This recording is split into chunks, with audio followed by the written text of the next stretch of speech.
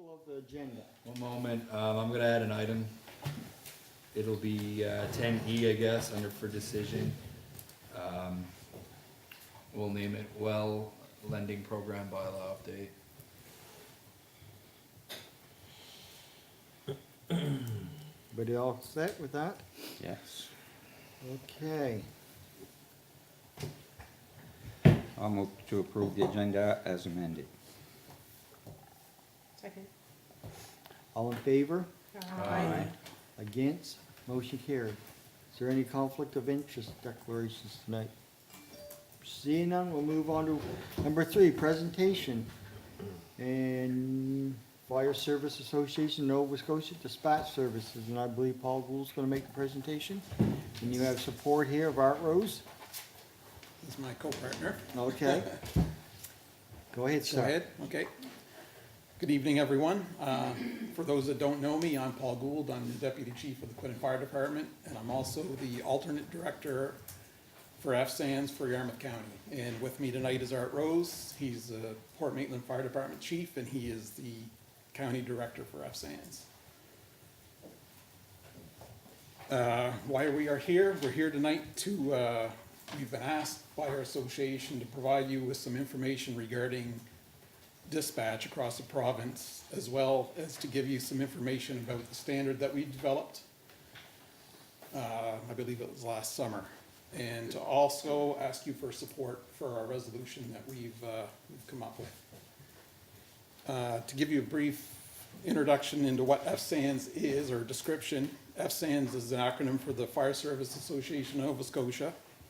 It is the voice of the fire service in Nova Scotia, and it has a mandate to act as an advocate for the fire service with the province and its departments.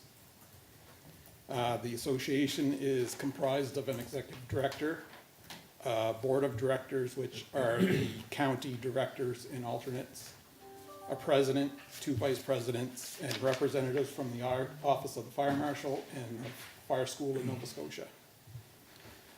Basically, this presentation is to help raise awareness of the risks and issues regarding fire dispatch. It will give you some background on how and why the dispatch standard was developed.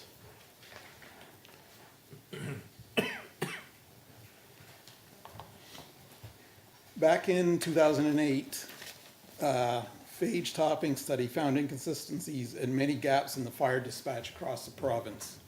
The phage topping report is a threat risk assessment of the volunteer dispatch and paging service in Nova Scotia. It was formally submitted to the province in the spring of 2007.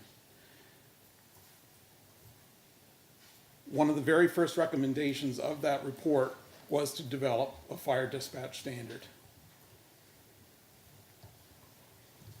I got 2 pages on the go here. That study was commissioned by the Department of Transportation Infrastructure Renewal by Minister McIsaac in 2007, when the Public Safety and Field Communications Division was still with Department of Transportation Infrastructure Renewal.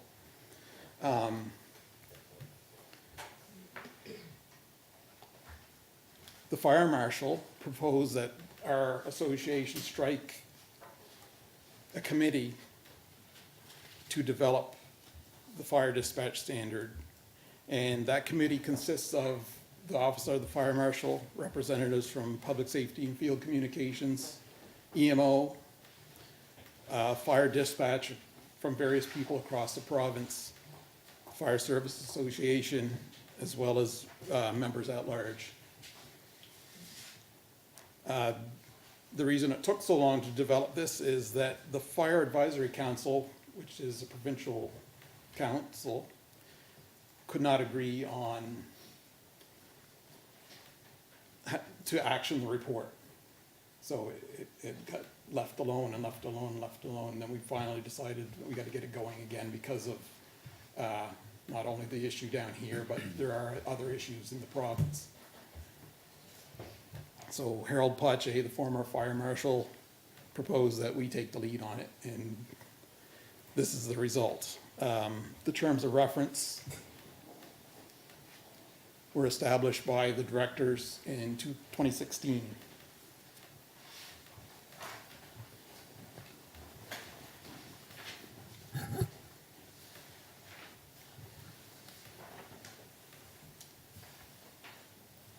The Standards Committee terms of reference, as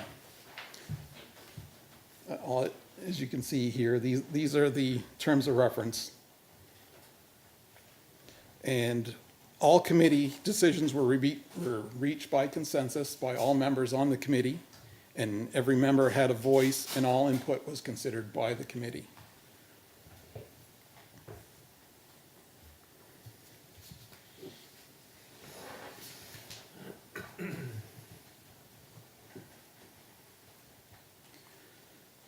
Current state of fire dispatch. Back in 2008, when that study was commissioned, there were 40,000 fire service emergency dispatches. That has increased significantly, but however, we don't have the numbers because we haven't gathered the data from any kind of study since then.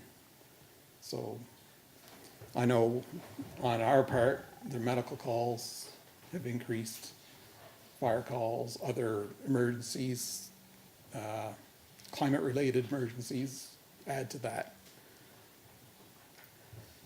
There are currently 9 contracted fire dispatch points. Unfortunately, that's soon to be 8. When this commission was commenced, there were 18. So we've lost half in about 11 years. And that is one reason why we're here tonight.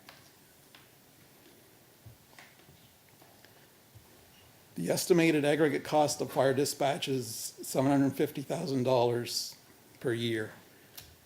Some of our directors gathered some of that information from county directors, and that's just a conservative best guess. So that's what all fire departments and municipalities are putting towards fire dispatch at this point in time. Is that HRM and CBRM? No. That's not those two. That doesn't include HRM, CBRM, Truro, and Amherst. They have dedicated fire or police dispatch.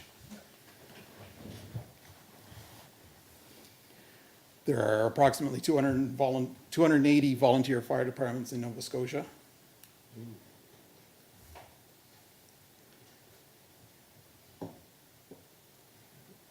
Mention those.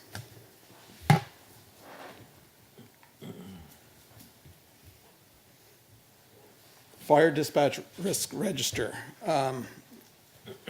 What the committee came up with were a bunch of risks, and they ranked them among the highest of the concerns as to what the committee determined. There are other risks that they came up with, but they're a lower ranking concern. And these are not in any particular order. That's probably hard for you to see, but you have copies there. For example, R3, inconsistent levels of service with no formal agreements. That happened with us. We only had verbal agreement. If a fire dispatch fails to provide a satisfactory service, there's no recourse without a service level agreement in place outlining any remedies. R4 is lack of provincial support or leadership for fire dispatch standardization. We're dealing with that now with this presentation and our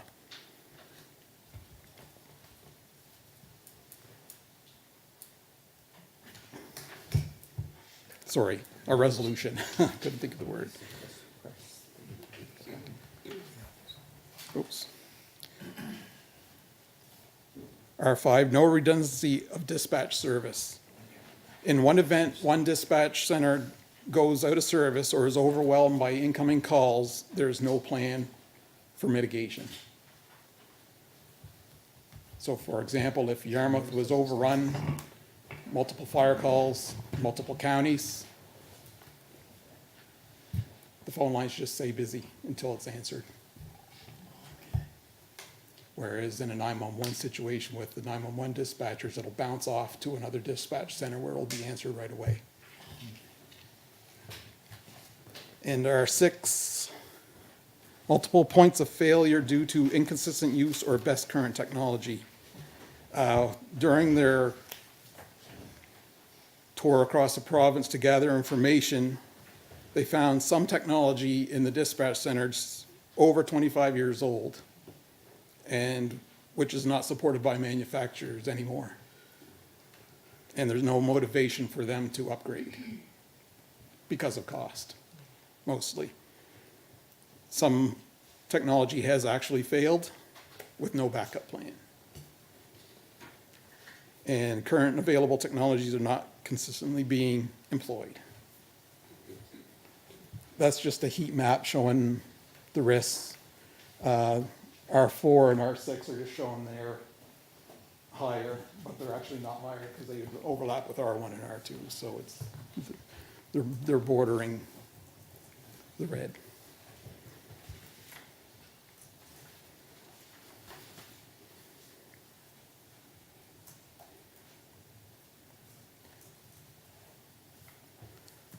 So the committee came up with some outcomes. One being the dispatch standard, which was adopted by FSANS in the fall of 2017 at our annual general meeting. This was then circulated to the Office of the Fire Marshal, EMO, and Fire Dispatch Services, and it was also posted on our website. Following that, service level agreement template was developed, and it's basically an outline of items that should be considered when drafting a service level agreement between a provider and a customer. And it is largely based on the North American Fire Protection Association standard 1221.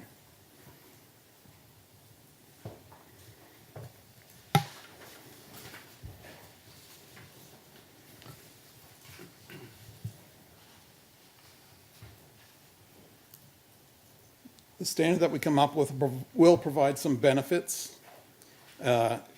Improved response reliability for Nova Scotia. The dispatch standard requires a hot standby backup facility, which could be an alternate service provider, which most current providers do not have in place now. Cost effective, best values for dollars spent. Currently, there is a lot of idle time amongst the current 9 staff dispatch service providers. So there are some that carry on other business that keeps them busier. Some are just strictly fire, so. It provides a benchmark for consistency. And it allows us for the potential of collection of the data and reporting of statistics. We could do that now, but it would take a lot of work, and we'd have to poll all the existing dispatch centers. Some of the highlights.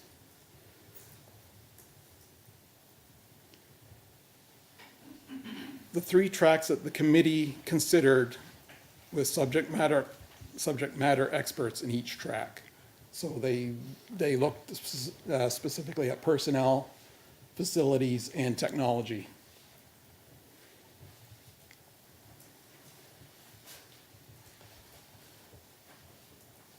Highlights of the report, some general highlights: consistency. Facilities dispatching multiple agencies must reach consensus on best practices. To minimize operator error within one dispatch facility, there must be one dispatch protocol and not a specific one for each agency, which would be each department. So we can't say we want to operate this way. Woods Harbor say they want to operate differently. The dispatch center has to operate by one only. Overflow capability, when too many incoming calls overwhelm one facility. There must be an overflow capability and plan for high incoming call volumes, for example, grass fire season.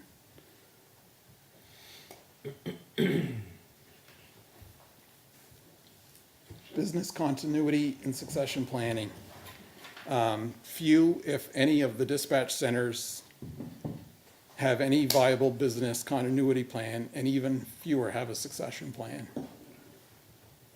All it takes is one incident, and we've got a dispatch center out of business. For example, Canso. Canso Dispatch is a single-person business, and if that person who is, I think, in their mid-60s, if they have a health issue, that dispatch center's out of business, leaving their clients in the lurch, looking for somebody else. And a service level agreement for each client agency. The service level agreement is a legally binding document which covers items to be considered when a service provider and a service consumer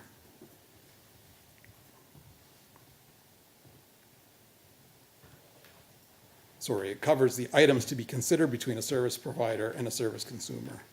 It must include acceptable and any unacceptable practices and remedies for failure to perform on the part of either party. It's jointly developed agreement that both parties must contribute to and sign off on.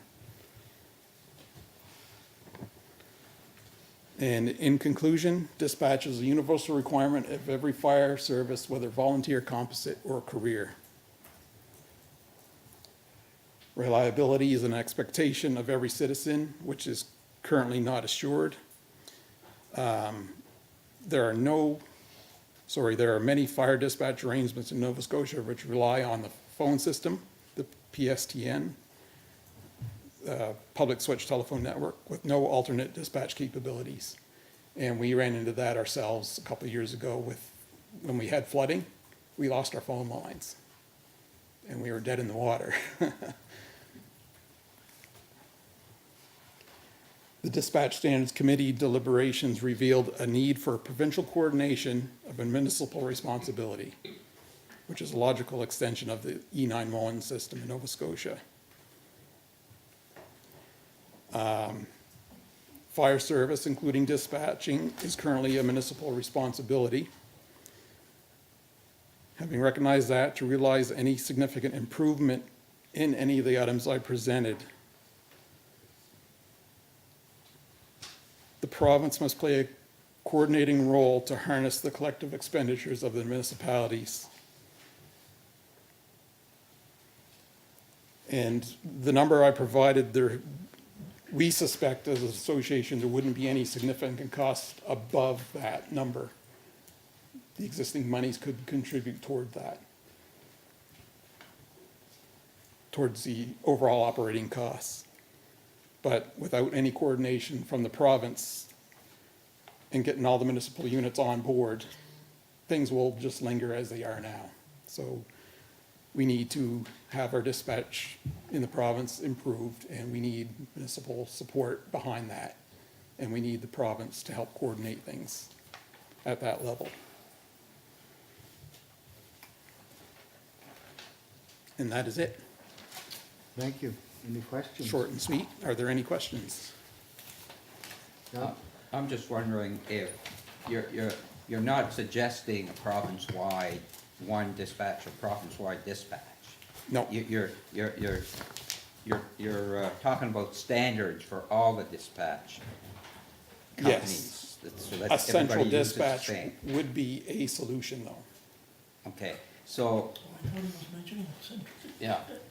You, Central dispatch wasn't mentioned, but No. it is one of these solutions. That's what Okay. I- exactly, Yes. yeah. Thank you. Because you mentioned there was an operation, a one-guy operation. So Yeah.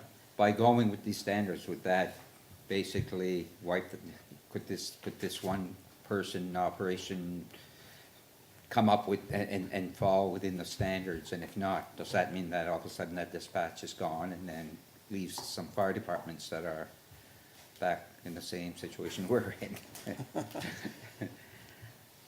You know what I'm saying? Like, sometimes when you Yeah. increase the standards, then somebody may not be able to operate That's very true. under those standards, And which means they'll be unfortunately, gone. unfortunately. Not saying that we don't need a standard, No, we definitely need a standard. yes, yes.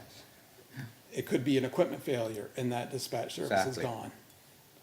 gone. In the brochure there was a mention of the Wentworth incident and the Valley Dispatch. Valley Dispatch had an equipment failure, Yeah, and they were scrambling to keep the service up and running because of old technology. right. And they don't have a hot backup, so if things happened, things were in the dark for a few days, would be in the dark for a few days before things got back up and running. And the Wentworth incident, for example, would be, I think it happened about 10 years ago. There was a 911 call, person had smoke showing in their house, they called 911. At that time, they were, that would be Cumberland County, and they were dispatched by Amherst Police. They received the 911 call. The operator wrote down the information, but because they were involved in a police call, they never dispatched fire. And they sat and waited, and they sat and waited, and they sat and waited. They called back again, and then the dispatcher dispatched fire. Luckily, their house didn't catch. They had a lot of smoke damage, though. An example of why the standards, in why we have a standard now, and why it should be met. Yeah. Councillor Surratt? That $750,000 that you've put there, that's what it would cost. Are you kind of asking the province to pay that, or each No. individual municipality? That is currently what fire departments or municipalities currently pay Oh, I in get you. towards for fire dispatch across the province. Okay. And that's just a conservative best guess, that's Yeah, not an of accurate course, amount. Of course. Thank you.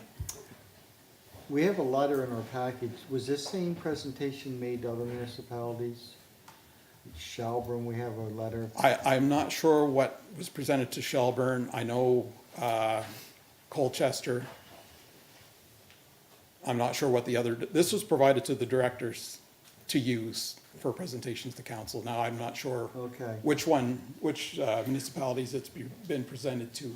okay, because there's an answer here back from Fred Jeffers, Fire Marshal, Yeah, and they're willing to work with the Office of the Fire Marshal and Emergency Measurement, EMO for short, are participating in the fire services discussions and are open to discussions for various models in the context of fire service reviews. So it sounds like people are already starting to work on this.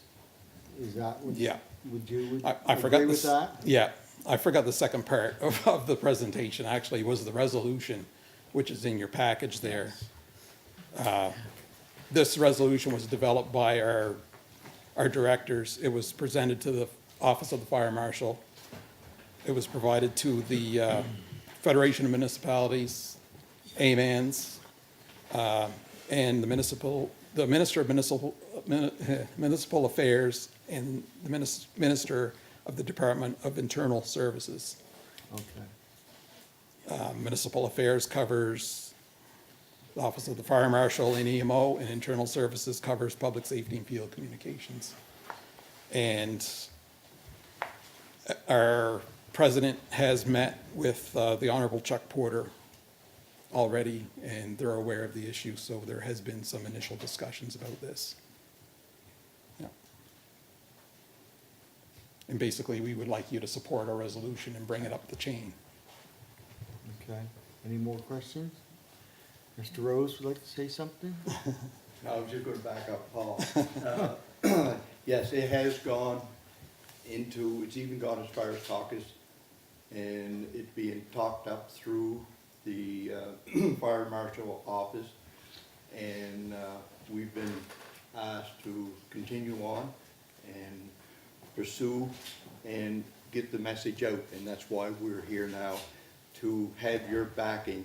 We're not asking for dollars and cents, and we are asking for the backing so we can promote this. We know this is not gonna happen overnight. No. Working with government, as you folks already know, it doesn't happen overnight. But we wanna be in on the ground floor so that we can have our ducks in a row, and so that we've been doing studies on this through FSAMS, and we got some very good information. And have gone to the stage that we've made the resolution. And I think you've all had seen the resolution and read it. Yeah. And it is, like I say, we're just asking for your help to promote it through your agencies and through your unions and everything. So that's about all I have to offer on that part. Yes. Just a question. On, so this is obviously an element of the fire services that is being delivered mostly by volunteer groups. Is there any talk about other standards around, provincial standards around safety and minimum training requirements? Have you been involved with that conversation? That standard is already in place through our national fire prevention and through, we do have fire standards. We have training standards. Yes. And all those are in place. They're updating them over the time. But that's what we've been working as fire departments under those standards for the national, for the cross Canada. Okay, so what's been the experience in Nova Scotia around the implementation of those standards? Is like, cause there's no, I don't know that there's, like, I'm not aware anyway, you might be more aware of any accountability associated with those standards that occurs, like the province hasn't necessarily endorsed them as part of a mandatory standard. It's what you use in your association, clearly. We do. Is there anything, am I missing something there around the accountability piece? The training and whatnot, it comes through, a lot of it is coming through the Nova Scotia Fire Training School. Yes. And they follow the national standards right to a T. They're promoting that. We get the best of training out there. And now, over the last couple, 3 years, they've been able to bring it locally, as you folks are quite aware. Yes. We do our training and they bring their unit, burn unit, whatever, in, and saves us dollars in traveling and whatnot like that. And yes, they're following the national fire standards. For training, for sure, yeah. We have an interior and exterior standard. I believe it's listed on our website. They are only recommendations because the fire service is a municipal responsibility and the province can't enforce that part of it. It's up to the fire departments themselves or the municipal units to adopt or impose that standard. Anybody that's training to be a professional, I guess that would be the word, Career guys. career. If you go through the fire school and take all the courses, as we do for level 1, however, we don't go write the exam and do the physical hands-on testing. If you pass that, you're a certified level 1 firefighter, and then you can apply to HRM pending their requirements. Right, so our volunteers don't write the exam, they take the training. Yeah, We're certified, we're qualified, but not certified. Yeah, exactly. Some of the firefighters have taken their certification, but that's another step. Unless you're going in career, it's the same course, the same training, it's just that you have extra exams to write.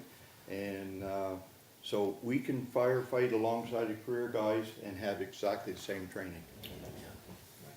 So just, if you Yes, permit me, go ahead. just one more, training, what's the association's current position on, minimum standards on equipment and fire-related, like firefighting equipment, hoses, bunker gear, et cetera, et cetera? Is it in the same, national prevention, guide, and is it treated differently than training? Cause I think we all know that the training is a consistent, training is consistent, but our volunteer fire departments have inconsistent equipment, inconsistent, standards in terms of equipment. So I wondered what your association was thinking about around that and what you have. They are backing us to encourage us to make sure that each department keeps up to the standard. And the national standard is what we have to go by. And they are encouraging us.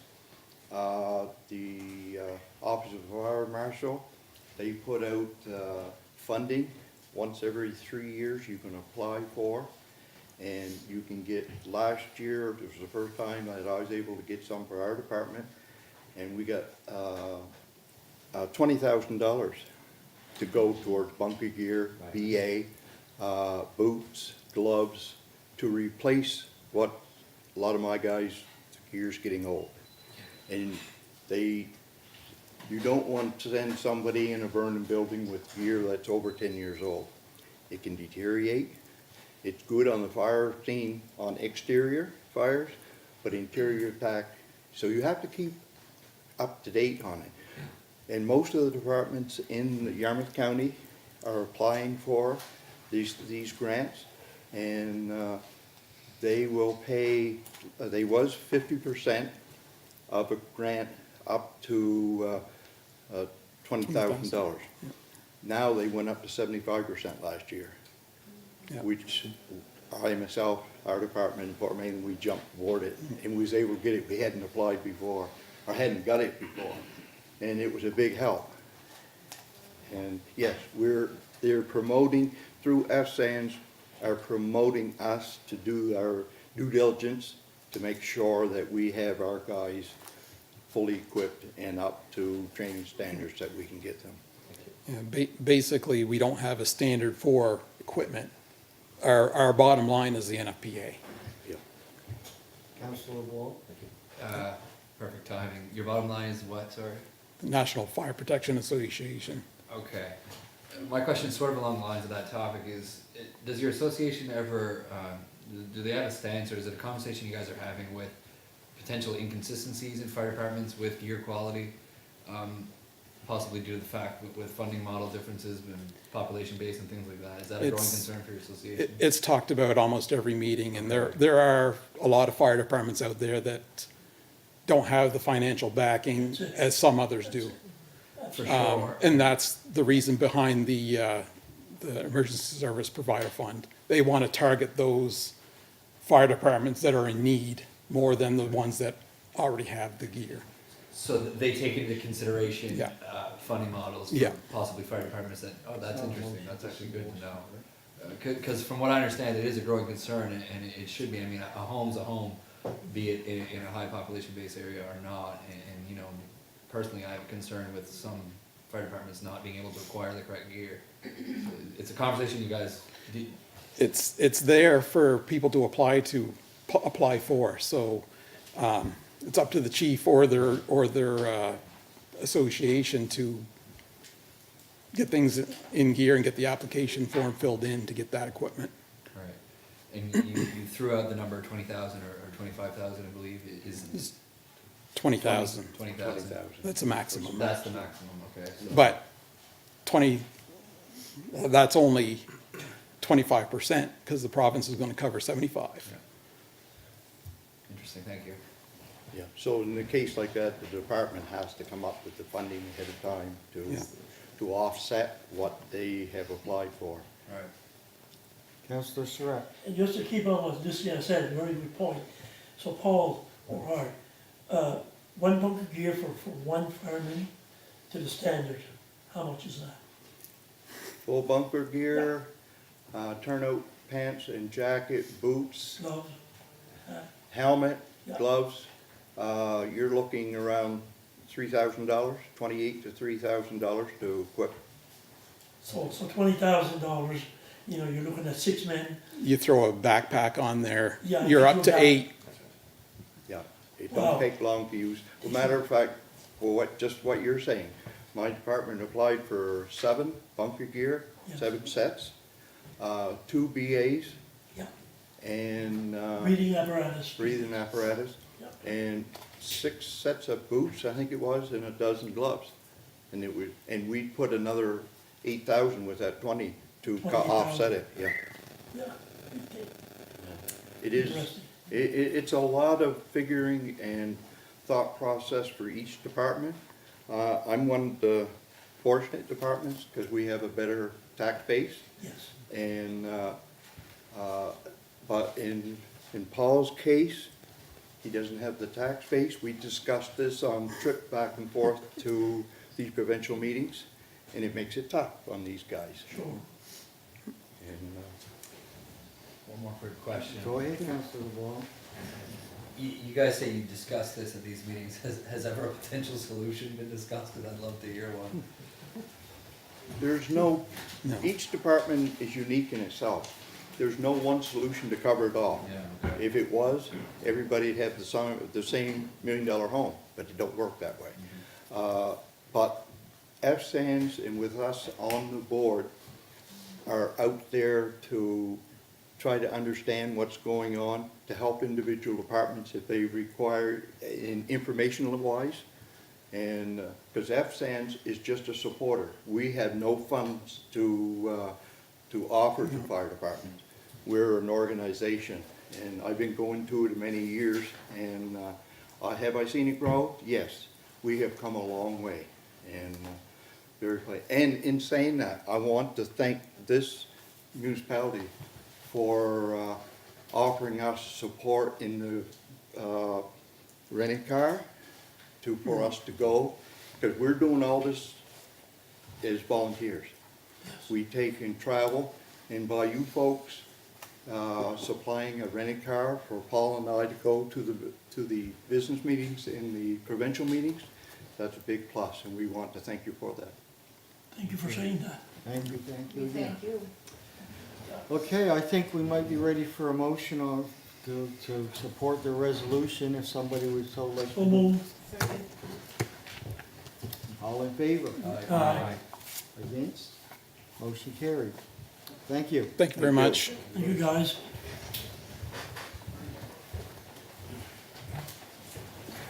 Okay, adoption of the minutes, regular council meeting, December 11th, 2018. So Been moved. Second. Second, all in favor? Aye. Against? Motion carried. Number 5, business arising from the minutes. Counselor stipend remuneration and benefit policy that was discussed, notice was given on December 11th, 2018. It's 5 days of attachment. I see there's some areas highlighted. Would you like to speak on these? Mr. CAI? Sure. The first time we looked at this policy, there were some concerns raised around the accountability. So just to give you a brief history, this policy addresses both the remuneration of council and also meeting attendance and all other benefits that the councillors are either entitled to or not entitled to. And so the timing of which is we initially started to do this work a while back, and then the federal government made changes to income tax policy, which had an impact on a municipal council. So we then made changes to the policy to try to reflect that new reality for you.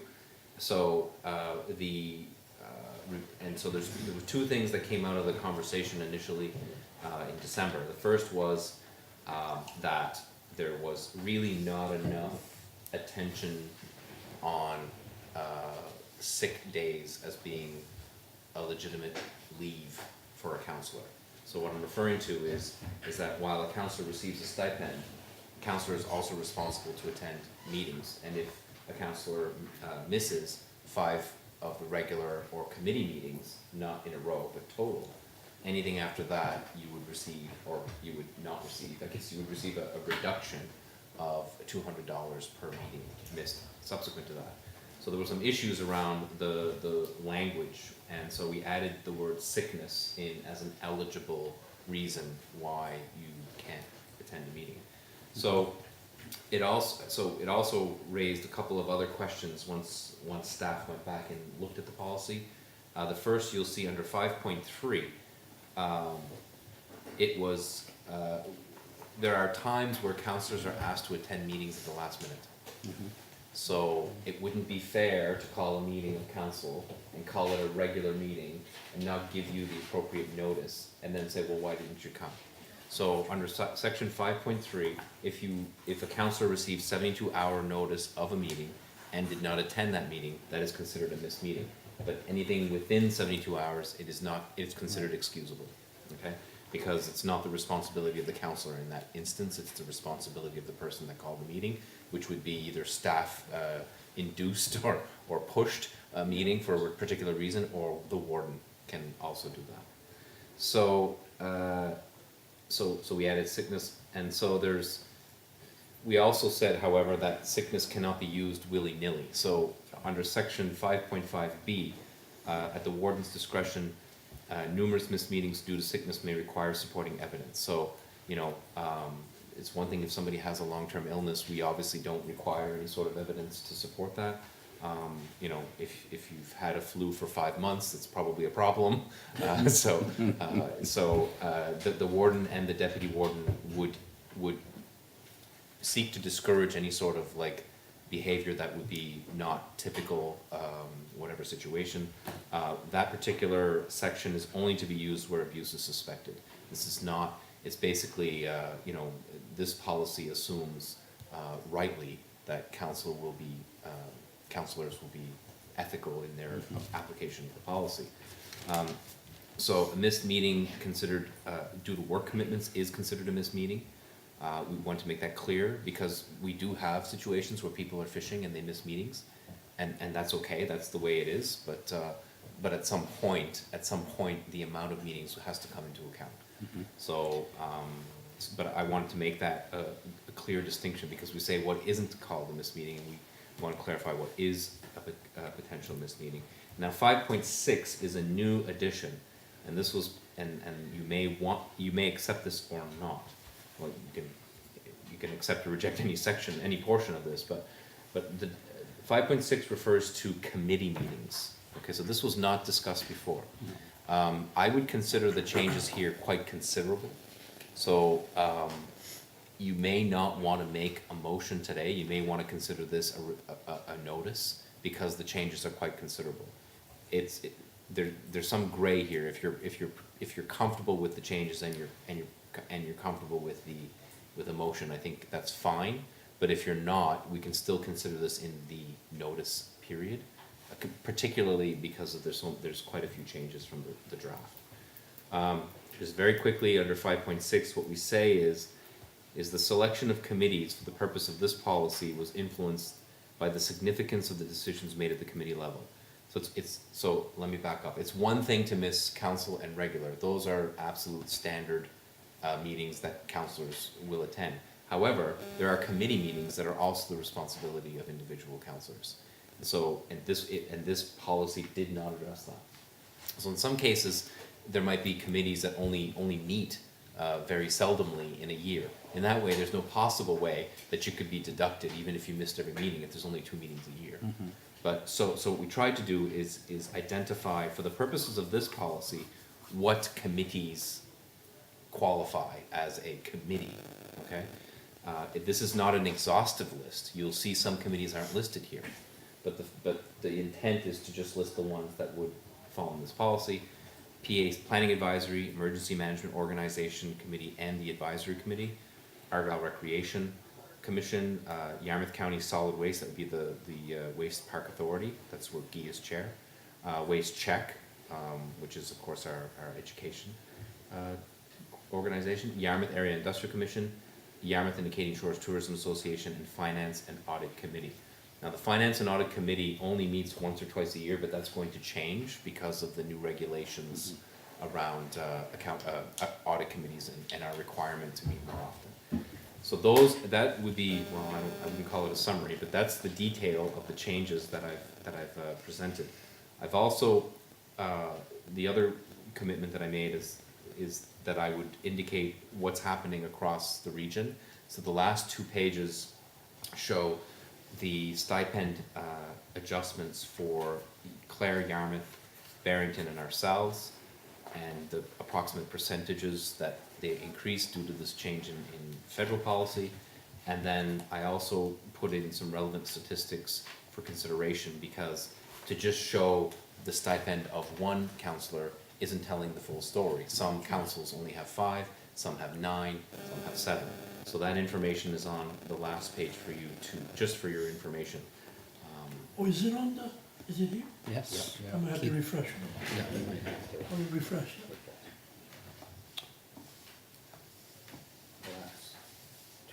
Oh my God, look at that.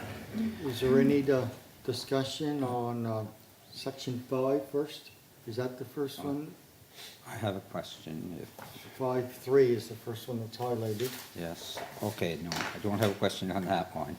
Okay, moving down, or anywhere you want to, Okay, I have a question on 5.5B. You referred to 5.4B and 5.4A, and there's no 5.4A or B, and is that a misprint?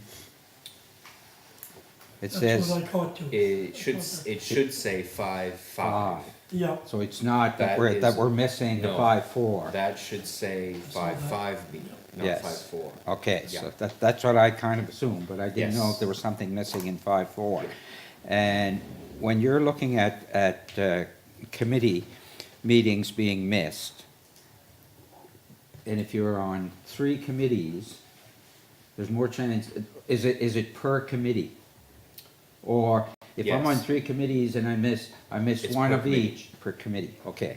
That's the intent, but perhaps we should make sure the Well, language is consistent. I think it's probably fair to do it that way, because if you're on more than one committee and somebody's on one, there's more chance Yeah. for that person to miss 3 meetings out of the 3 committees. Yeah, from the staff's perspective, the reason why we would do that is to encourage, well, I don't know if that it Exactly. necessarily discourages people from going to meetings or not. If they can't make it, they can't make it. But the fact of the matter is that if you miss 3 meetings in a committee, in Right. one committee, versus Right. missing one, and one, Then it's, you're not missing a lot from each of the committees by missing 1 meeting in each, but you're missing a lot if you miss missing 3 in one, exactly. Just wanted that, I wanted that to clarify, that's all. Well, and I think the policy is not necessarily clear in that language. Right, So we'll okay, make that change. and that's fine. That's all I have. Councillor Surratt. I guess I'll start with 5.6. If you're sick and you can't get to the committee, nowhere does it say that who you call, or like how is it monitored? It's not clear to me. Under 5.4, it says the counselor must officially ask the warden for a leave, and that request must state the reason for that leave. It is preferable that the request be in writing. We're not. Is this for a committee? No, I'm that's, talking about the committee at 5.6. 5.4 would relate to, It doesn't say it. it would relate to both cases. It would relate to both, it would relate to, it doesn't say it. It would have to say, it would have to state explicitly that it's for Yeah. both. But I just took it as if it was our regular meetings. It didn't Right. say anything about committee there, so I'm wondering. Well, here's, yeah, it Kind could of apply to odd. both, but again, You're not going to do committee? you meeting? should probably call the chairperson of that, chairperson. Yeah, chairperson this of is that the point committee. of it. So, But do we have, I'm Yeah. sorry, well, I'm not done. no, go ahead. Thank you, Danny. So how will we clarify that? what would be your intention? My intention would be that as long as you notify the chair of that meeting, and therefore, how would you know? How will council know from there? Right, so at that point, I think that the wording has to change to include the chair. In the case of the committee, the chair would be contacted, not the warden, and essentially it would be that board or committee's responsibility to give us minutes anyway, so we would be able to track, if not right away, Regrets eventually or- we'd be able to see how many missed meetings, and then we'd be able to backtrack. We're less concerned about the reason if it's just 1 or 2. It becomes an issue if it's multiple, and then we'd almost have to go back and ask the chair whether that happened. Yeah. All right, keep on. Okay, that one, if you'll bring that back up. So on 5.4, go to 5.4, councillor must officially ask the warden for a leave, and that request must state the reason for that leave. it is preferable that the request be in writing. So if you get the shits or you're thrown up at, well, excuse my language, but I didn't mean it like that. If you don't feel good, your stomach ache, or Yeah, anyhow, it came out the wrong way, but anyhow, literally. whatever. Maybe I should shut up. But so if you're not feeling good, and at the last minute, Yeah.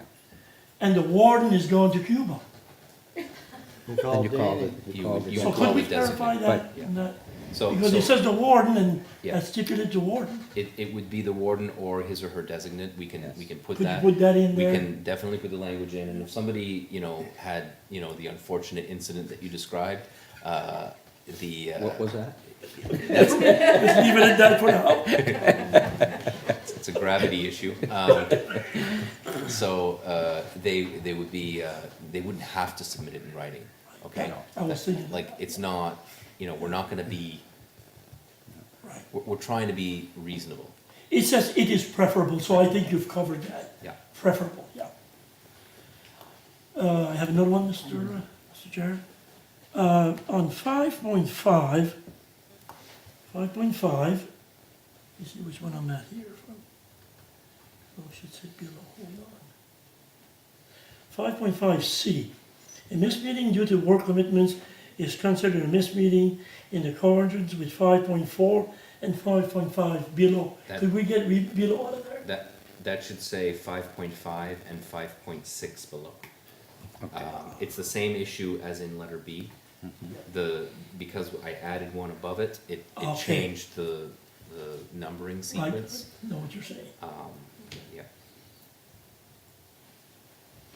And that's it. Thank you. One question, to do with, oh, you had, No, no, you've got to answer. I was Okay. asking the same as what he asked about the, there's times when people can't make committee meetings, and in some cases, we have alternates. How does that play into the Yeah. equation? I would say that the fact that there's an alternate would not change the initial requirement of that counselor to attend the meeting. And if the alternate is the primary, and that can happen, then there would have to, perhaps there is a situation where we have to reassess who the alternate is and who the primary is. Because ultimately what we want is for counselors to be attending these meetings and bring the information back to the middle. That's what we 100%. want. 100%. And so that's the intent of it, and we want to encourage that. And if we're going to be making changes to stipends, it makes sense to also make changes to accountability and keeping ourselves to a higher standard. Why I brought that up, because there's one committee here that I know I miss 3 or 4 meetings every summer that Danny covers for me, so Right. that's why I brought that one up, but I'll take the penalty if I have to. Well, and the other thing is in April of every year, we decide who is on committees, and if there are committees that are heavier in the times where you're busy, then we take that into account and we decide who's on the committees. Change those. So, Okay, okay. good. Any more questions? Do you want this, for Ellen to clarify some of the issues that you brought up before we pass this? I'd certainly prefer myself, I know with the other counselors, and then bring it back up, and, at least read it. There's no hurry for it, right? No. No, No, that's good. We'll move on to the winter clearance standards policy. I see a lot of that doesn't even pertain to us, so would you like to explain? This is, I don't think there was any comments insofar as changes for this policy. I would just recommend that council approve this policy so that our staff can maintain sidewalks and roads at the standards that they've set for themselves. So moved. second, All in favor? aye. Against? Motion carried. Move on to councilors' reports. Start with Nicole. Nothing? Not a whole lot, no. Just good holidays. I went to a MAP meeting, Municipal Alcohol Project, Cannabis, was here today. Good meeting, a lot of stuff being brought up that we'll be hearing at council.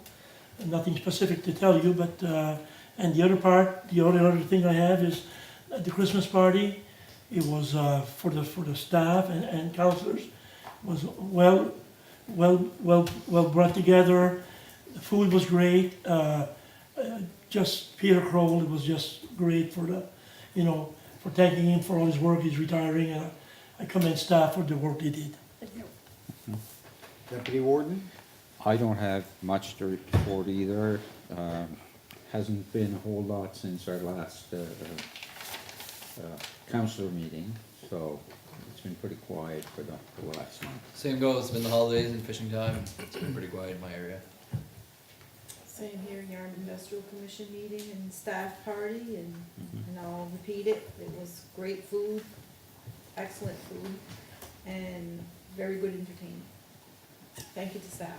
That's where Digdon. The only thing I'd like to say is the gingerbread house and nativity scene was taken down yesterday. This gingerbread house was a dream of the late Anna Surratt for the children to go inside this house and take a bag of candy each year out if they wanted. And Anna's died this year in a motor vehicle, or sorry, last year in a motor vehicle accident. A lady by the name of Yvette Potier-D'Entremont approached the West Pubnico Improvement Society to see if she could approach the family and possibly keep this dream of Annis's going. And the family was very supportive of it, and it went over very well. And I'd like to thank thank Yvette, sorry, and her team of doing a great job of that scene, and it really went over well. Thank you. Thank you. Warden's report. Basically, it's short like the rest of the reports you guys give. I have nothing here except I went to doctor recruitment meeting, and that was the day. So the committee's just getting up and running again, so early days on that. Then the next one, you say you want to skip staff report? For this, yeah, there was nothing that happened. I won't, Yeah, go ahead. I won't land too, a lot of it is a little repetitious from December. There is, we received a word that we didn't qualify for a small grant that we applied for under the Low Carbon Communities Fund for the admin building. There are still 3 outstanding applications that we still haven't heard from. This one was the smaller one, and a bit of a long shot, to be honest. The others, perhaps, you know, they may all be long shots, but maybe better opportunity, and a larger amount of opportunity at the others. The Airport Corporation, I just wanted to make mention, I know that there was an email that was distributed in December, perhaps even late November, regarding an engineer regiment that was thinking about doing some work in the southwest region, and they're looking for projects. This would be like, it would be military and an engineer brigade. So we're in the process, we'll be starting, well, we'll sit down tomorrow and take a look at some of our capital projects that we have municipally, and whether they would fit the bill for their type of work. What comes to mind for me personally is the trails. They have done a lot of work in, you know, building roads and doing trails and for organizations. They're very particular in the type of work that they do. They don't do work in areas that would otherwise be done by private industry. So they're not trying to do something for free to deny somebody an opportunity financially. However, they will pick up projects that the region would otherwise not do if they weren't around. So they're actually, and I've asked the airport staff to do the same, and they have a long list of things that they believe that could be quite useful for the airport as well. So I wanted to make mention of that. That work isn't just for the airport, it's also for Argyle. And we have 2 or 3 applications that will come due in January, or that will be submitted in January. One is the Wedgeport Sewer Project Phase 3. We'll be submitting an application for additional funding there. Wait and see. That is under the ICCI fund, which is new. And the East Pubnico water tank replacement, will be submitting an ACOA application this month. And I will also note that the Eelbrook Fire Department is essentially will be purchasing that land. The purchase and sale agreement has been finalized, so their ideal location for fire station will be finalized this month. Dispatch is on the agenda, so we'll talk about it here. And I want to give you an update on our search for deputy clerk. So the deadline finished, was completed on January 5th, and, which was a Saturday. Yeah. It's okay, apply online. And so we had over 30 applicants, we had 31. So we're running it down now, and we're gonna be starting interviews very soon, very soon. So we've already reached out to some to get some preliminary information, and imagine next week you'll be getting a bit more information on that. And that's the extent of what I would talk about, unless there were any questions. See no questions, we'll move on to strategic priority topics, nothing there this evening. We'll go on to, for decisions, the CMA, request funding, the support for 2024, is it? Correct. And you would like to give some background on this before? Sure, so there is a subcommittee that is, as you know, a subcommittee that is working hard to organize a bid to host the Congrès Mondial Acadien for 2024. We did host it in 2004, and that was the province of Nova Scotia wide. So there were activities across the province, including Cape Breton. So that was a tremendous experience for our province. Since that time, lots has changed around how CMA works. They don't allow that kind of geographic distance anymore, because it's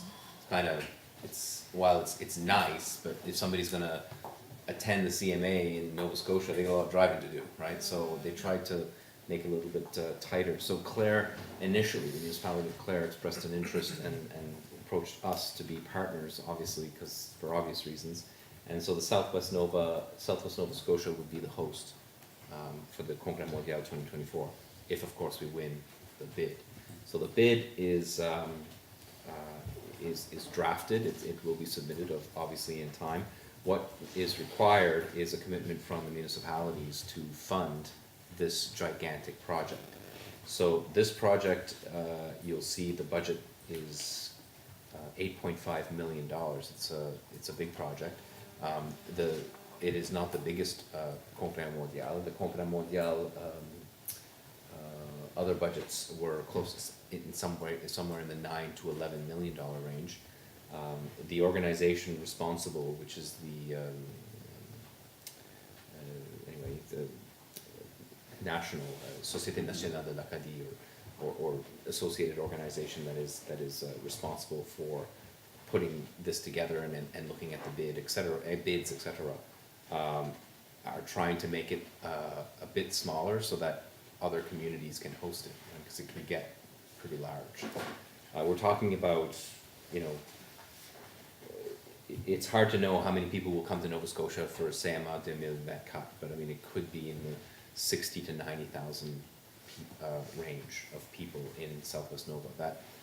That blows away most activities that we've hosted in this region. Redwood Cup, Finale des Jeux, Junior Hockey Championships, curling. Those would typically have been in the 1,000 to 4,000 people range, bringing them in for a weekend, etc. So this is a much larger event. Obviously requires a lot more time for planning. Obviously requires a lot more money. So the request is, the portion of the budget that relates to municipalities is $500,000. We don't have any confirmations from any other municipal units whether they'll contribute. What we have is Clare's contribution and its commitment of $250,000. And the bid committee is asking Argyle to make that same commitment, which is that to commit up to $250,000 to support the organization committee in its bid to host the 2024 Congrès Mondial. That is a lot of money. It sounds like a lot of money, but we are in 2019.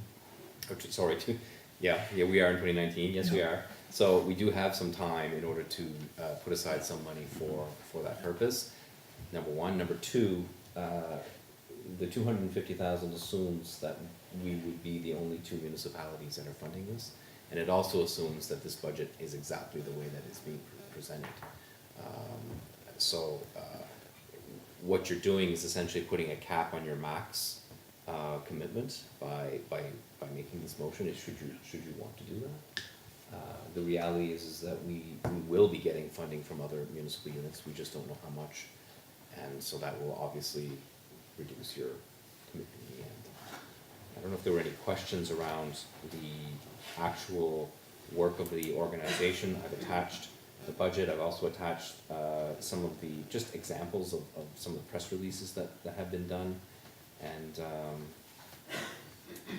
And also, there's a weird thing in the middle that shouldn't be there, and then there's the municipality of Clare's letter confirming their commitment. They've committed to the 250. They have. They have, yes, they have.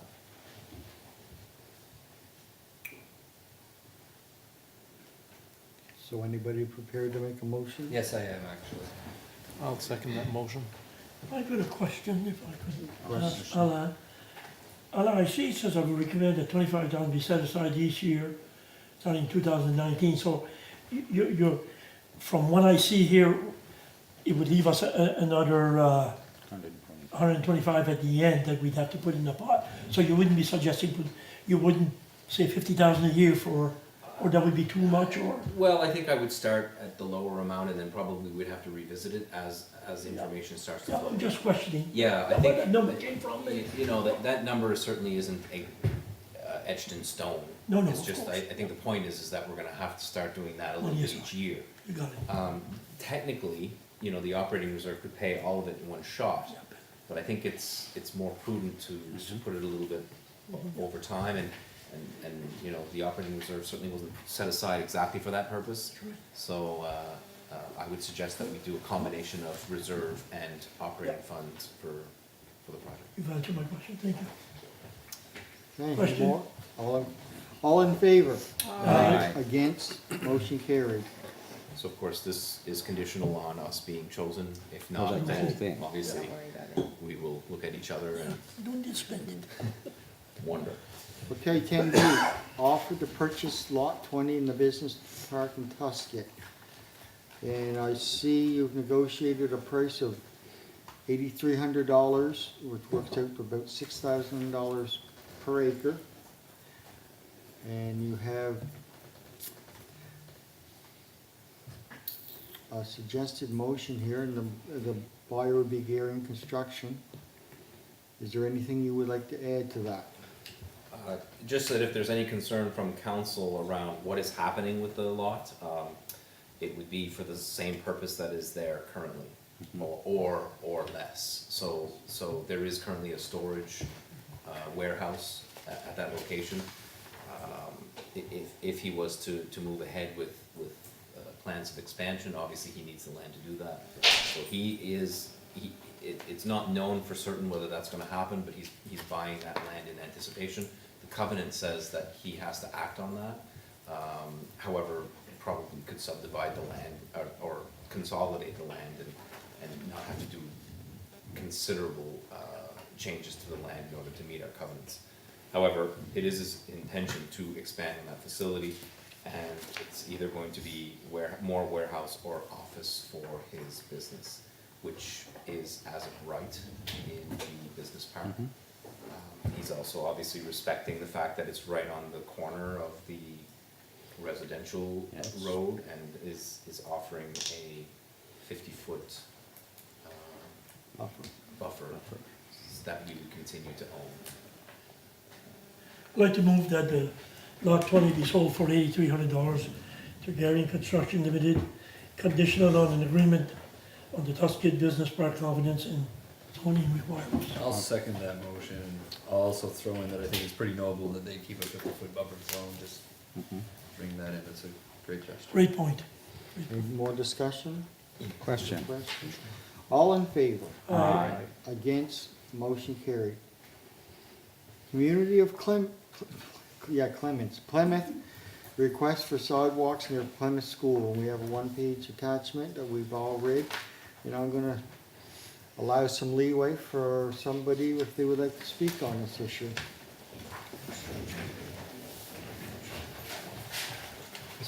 Mr. Warden, Council, we're here as a group steering committee from Plymouth. We had a public meeting. We have Christian Newell, Theodore Sonia, and we have Mike Scott, myself, also have Nick D'Entremont, who unfortunately couldn't be here this evening. We've also been in contact with our local councillor, who's tonight, because of work commitments, couldn't be here, Roderick, I always call him Junior, of course, Junior Murphy. We do too. And one of the things that we talked about, and I'm a recent, I recently moved to Plymouth, so I'm back in the municipality. Don't clap all at once, it makes me blush. But I do want to say that we had some meetings, and one of the issues that was regarding the safety of our roads and so forth in Plymouth, as is indicated in the letter, there's an interest in pursuing some form of sidewalks. We understand that there are options that are available. We also understand that the municipalities come forward with sort of a master plan for infrastructure. But we've had this on our radar for a long time, and I guess what we're trying to do is to put it back on council's radar. And hopefully, as a community, we'd like to be able to work with the council to see whether or not we can move forward with this. The area we're talking about is from the Plymouth School towards the Newell Road, which is about 1 kilometer. That's what we'd like to see, if it's at all possible. We look at the amount of heavy traffic going through Plymouth. Plymouth is still is supposed to be 70 kilometers. I ask you to go sit there for a while and see how many people are driving that, and a lot of heavy truck traffic, which was a concern. The side of the roads, the shoulders are quite high. It drops off right after it. There's very little room to walk, and so it's a safety concern. Most of our people attending our meetings say that they won't let their kids walk, let alone ride or use the highway. So there's an issue of us of trying to encourage usage of the school and also the community health concerns, and we'd like to see whether or not it's be possible to take a look at that. In the past, I do know from my own personal experience as a former MLA that it was actually targeted to be done a long time ago. The funding arrangements have changed since that time. We understand that. But we'd still like to see and have some dialogue with the municipality, perhaps through the CAO or through staff, and to see what perhaps we could take a look at. And that's really what we're doing here today, is to show our concern as a group, and also to see whether or not you had any questions for us, and express our willingness to basically do our part. Councillor, Deputy Warden. Okay, you're mentioning from the school to the Newell Road. Is there, that's about 1 kilometer, does it have anything to do because of the school? You know what I mean? Like, are you picking that area because of the school itself? The school would give ample parking for people if they wanted to utilize the sidewalk. And from the school to the Newell Road, then they could access the Newell Road and around and back as an extension. So it makes a connection. It makes an extension to it extension. where you don't have the heavy It's not traffic area. And then back to the school again, you can pick up your vehicle and drive. So it's not because there are students that are walking No. to school? No. No, because that was my question. I didn't think there was too many students that walk to school. That's why I asked about whether that was the reason for the school area. And actually, we talked about that at our meeting. You know, we're not here saying that it's a school problem, but we feel that if we're going to be utilizing sidewalks, that we should enhance it by using the school's resources for parking. For parking. And then you might get into also community events that could be expanded from it. That's a base that makes the most sense for us. And we all also understand, Christian was mentioning that she was speaking with her uncle about, there are many different types of sidewalk projects. Some of them have curbs, some of them are much more simpler. We're open to a dialogue with the municipality to make this work, and we understand that there are options for the municipality, and we can't have everything. But at the same time, the community's been very patient. It's been on our radar for a long time, and we just feel it's about time that we step up and say, this is what we're looking for, and we're prepared to work with you. All right. Thank you. Would- Any more questions, or Councillor O'Brien? Just a comment, clearly that there are logistics to go over, and this isn't something that can happen overnight, but just passing through Plymouth quite often and, living in Westport, it's a hub, obviously you have to go through, not a hub, but it's an area you have to go through to get to Yarmouth. It's a highly trafficked area for foot traffic. There is people that I find, there's always someone on the side of the road there.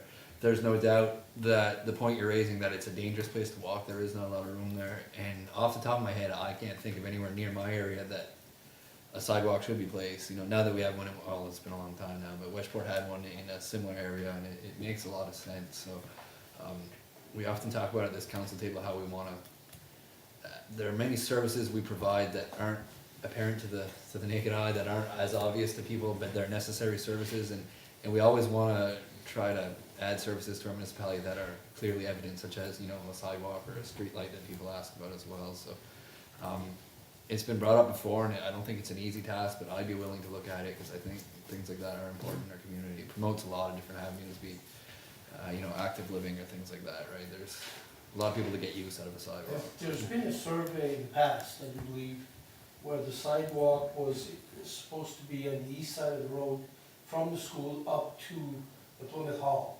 And there you would cross over and continue to the Newell Road. So I don't know if that survey would help council or not. It would certainly help staff in establishing the logistics around what that might look like. We would want to see that if you have that information. So, Being, compared to this project, relatively new to council, why was that survey conducted, under what, you know? That's a good question. It's been a while, and I was told, and I can't really give you an answer. I think they were prepared. There was a lot of work done. It goes back to the 1990s, but during my second term as an MLA. Council at that time expressed an interest into getting into sidewalks, and so that's when Plymouth was built, and that's when, that's when Witchport and Pubnico and the other, when Tuscany were all built at that time. And actually, there were more projects actually approved that actually got canceled in 1993. And then after that, in '94, I do believe that the heavy funding from the federal and provincial government got canceled when the government changed in Ottawa, and that at that time, a lot of these things fell by the wayside. And so I think a lot of the legwork was done, but the projects never got completed. But, you know, Plymouth is a sort of a community, sort of a sleepy, they don't ask for very much. I think at the same time, they do think that there's a need here. And we're hoping for some fairness, some consideration if we can do that. We supported the other projects, and at the same time, I really do believe that that if you walk, and my wife and I have actually walked in Plymouth since we've gone there, we will look for the Newell Road, because it's not safe to work on the main road. I'm really telling you, it's a difficult road to do because of the speeds and the heavy traffic that's there. Deputy Warden? Okay, yeah, and I see where you're coming from. It is, but that's not the only place I that's understand that. dangerous. You know, I mean, I see a lot of other areas that you cannot walk on the roads. The traffic now is heavier than it ever has been. They don't follow speed limits, and it's dangerous to walk on any of the roads. I mean, I know we're gonna start getting, well, I know we're getting different requests for, or I'm getting some anyway, for sidewalks in different areas as well. For the same reason. Yep. Because of the heavy traffic, and more people walk now, a lot more people walk, and it's very highly dangerous to walk on these roads. And when we were building these sidewalks, it was funded by provincial government at that time, and Wasn't federal. 100%. Wasn't 100%, it was like 90%. Yeah, and then- It was a high percentage. High percentage, because there were probably studies done, not just in Plymouth at the time, because they were building sidewalks, so people were just Pubnico asking. had one also. Pubnico got it, Wedgeport got it, and Tuscan got it. I know. And then okay. the programs I got just- I agree. panned. And if I may ask, none of those programs exist anymore? I believe it was 13% municipal fund and had to be. Was put there in municipal It was- funding? Oh, yeah, there was. it Oh, was, yeah. Okay. on the But it- high end, it'd be 20%. Yeah, Municipal but at that that was, time. but that was very, yeah. And the cost of building a sidewalk at that time compared to what the cost of building a sidewalk now, it's quite different too. The Department of Transportation and Infrastructure Renewal has reduced their requirements for what a sidewalk can look like. It used to be that they had very Yes. high Yes. requirements, standards. which meant essentially $1,000 $1,000 a meter. A meter, So it was like a kilometer would have been $1 million. $1,000,000, yeah. But that's not necessarily No. the cost of what would be The type of sidewalk the type that of we sidewalk for can that. build. Right, and in that This time. particular location, you would never do the curbside stuff, you would do something different. Because it would cost a fortune in that Exactly. particular area. There's other areas in East Pubnico and probably in District 4 as well, where it's like the bank is, Yeah. like it would be a very, Mhm. but, you know, while the provincial and federal governments don't fund municipal sidewalks specifically, we do have on occasion funding applications that do include trails or similar type construction. So they come in from time to time, and the gas tax is an eligible grant for this type of construction. Right. Obviously, you know, certainly my recommendation would be, from a staff perspective, is, you know, this is obviously something that's coming up in multiple communities. Let's blow the dust off our AT plan, our active transportation plan, and let's see what it said, because it did a very good work on the entire region.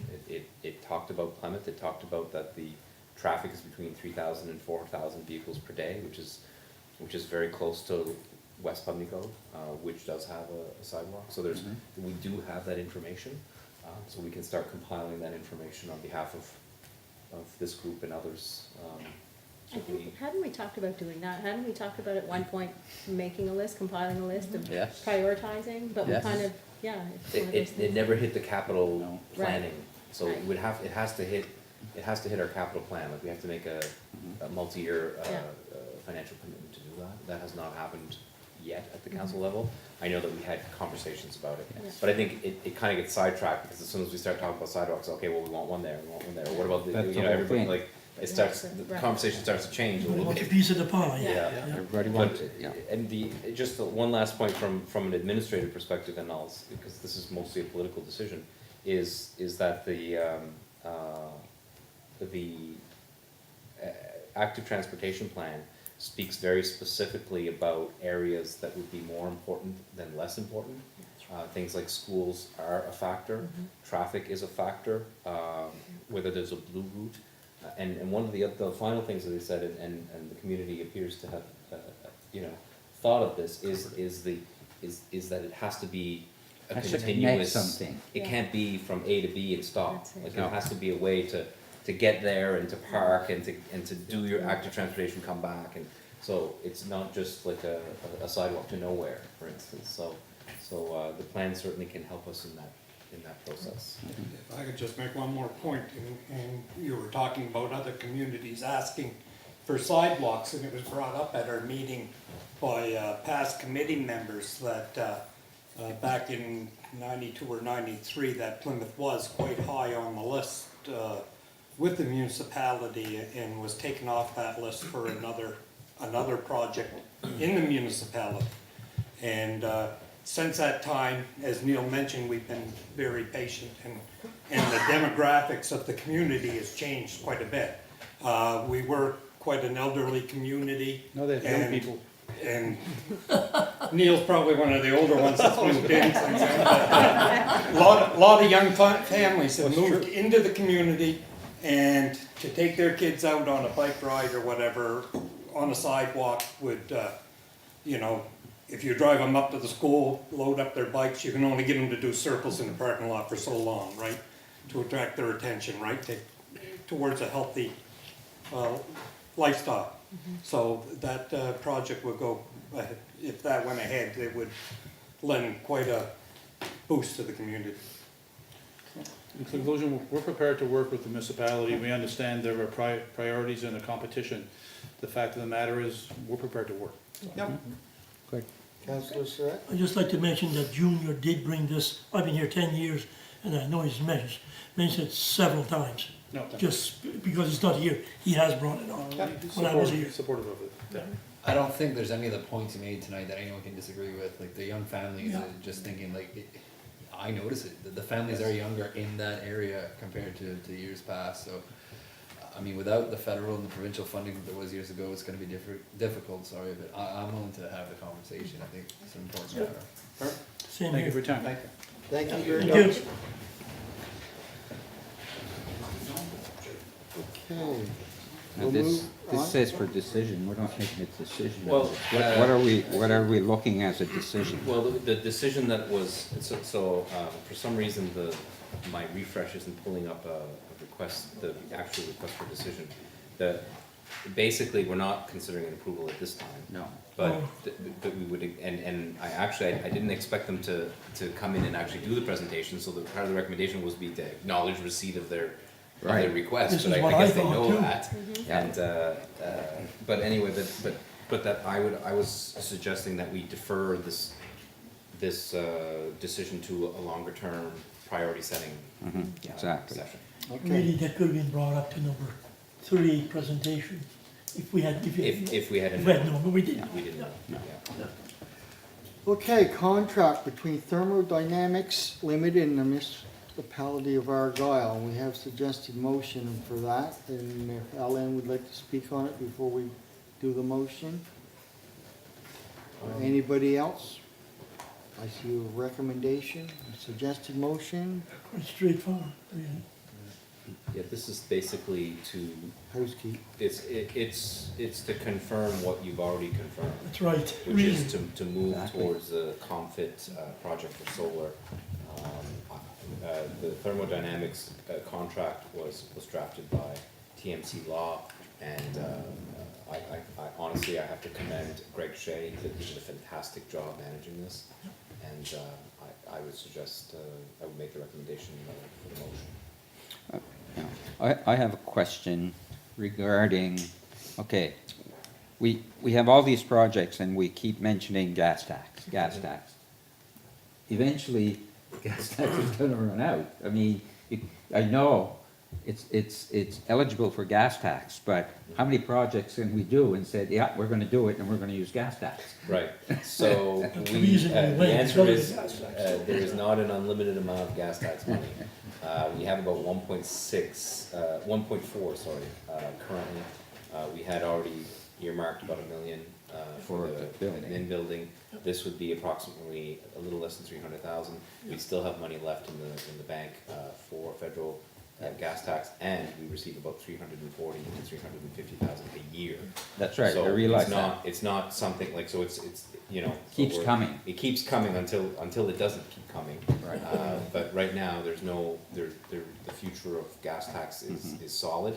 We may get less gas tax because of population shifts, Yeah. but the policy remains. Yes.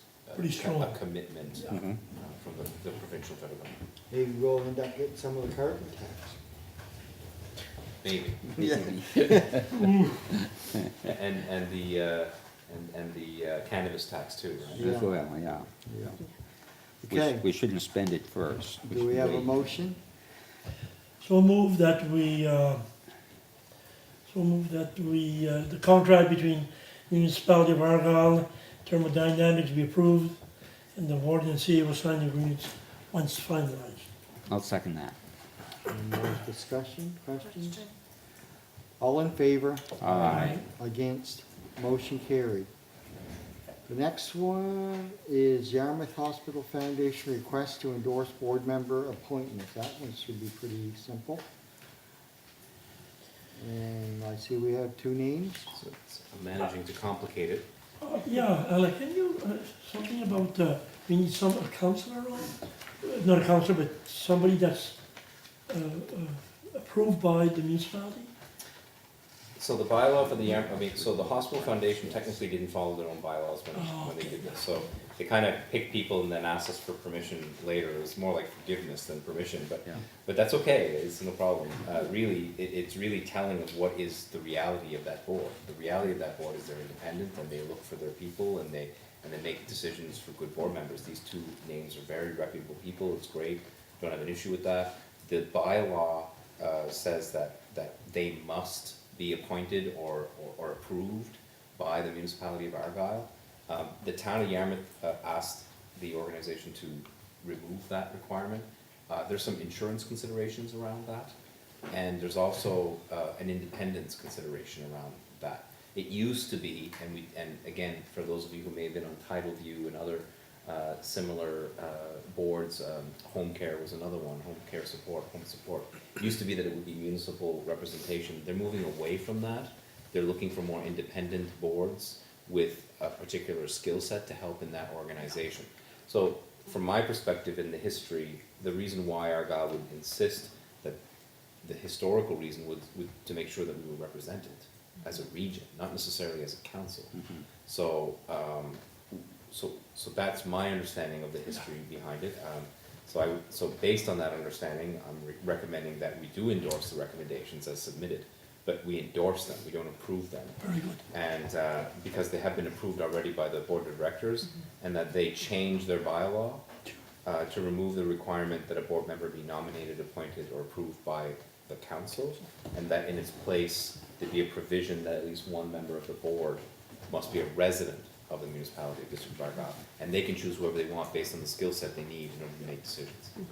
So so it typically would be an easy one, Yeah, but I managed to complicate it a little. Makes sense. And so that would be the suggested motion, and that's So I'll why. make the first motion, move that we endorse the recommendations of Neil Blomberg, Dr. Wall, for board members of the Hospital Foundation.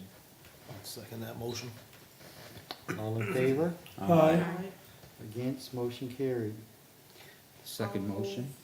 The second Go ahead. motion, move that the board amend its bylaws to remove requirement that a board member be nominated, appointed, or approved by Argyle Council, and that in its place include a provision that at least one member of its board must be a resident of the municipality of the District of Argyle for appropriate regional perspective. Second. All in favor? Aye. Against, motion carried. The next item is dispatch service agreement, volunteer fire departments. And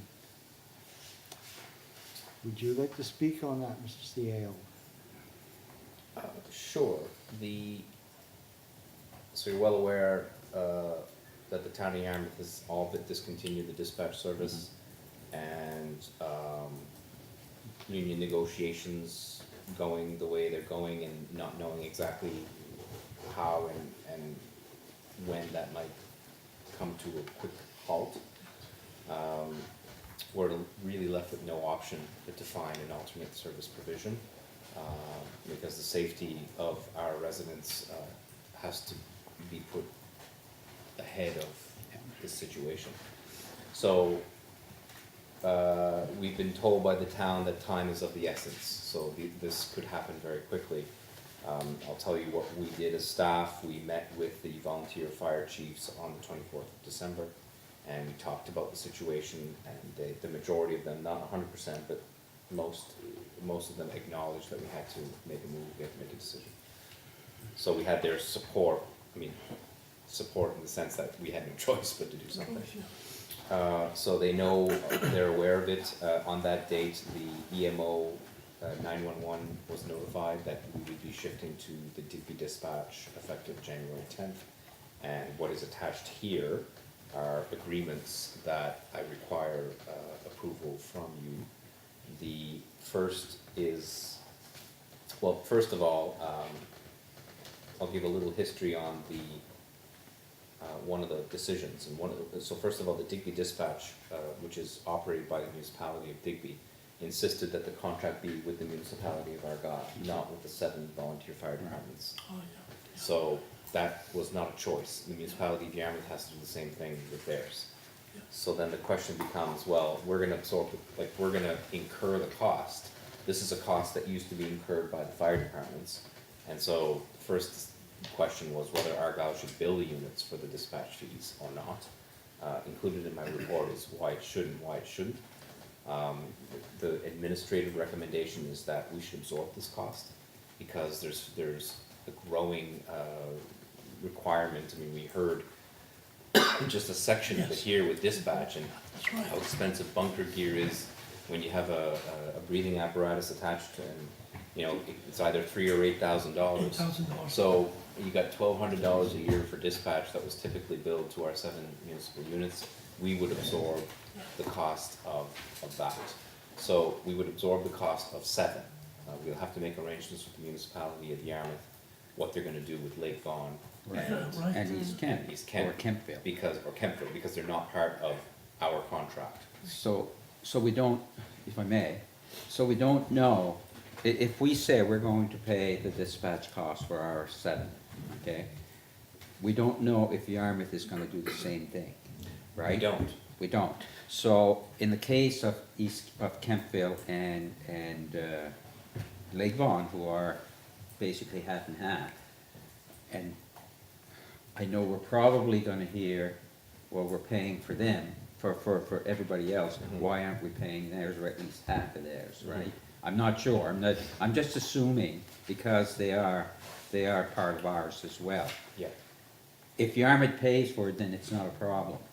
yeah. But if Yarmouth gets them to pay out of their fire departments, then I think we're gonna probably end up with, to have to do something for those 2 departments, whether it's pay half of theirs or whatever, right? Certainly from, politically, you can make, it's your decision to make. Administratively, we would recommend that we would treat them the same as. Same as, yes. Absolutely. Doesn't mean we have to pay 100%, No. but the share The of share. what they work for us. Rightfully Right. so. I It would do have to be believe, that we way. can't leave them, and say, No. sorry, we're not No, gonna. Oh, do no. it." not even a For those question. 2. Not even, we would, yeah. Right. We would definitely treat them the same. No, but if Yarmouth pays, if they agree to pay as well, then the problem disappears.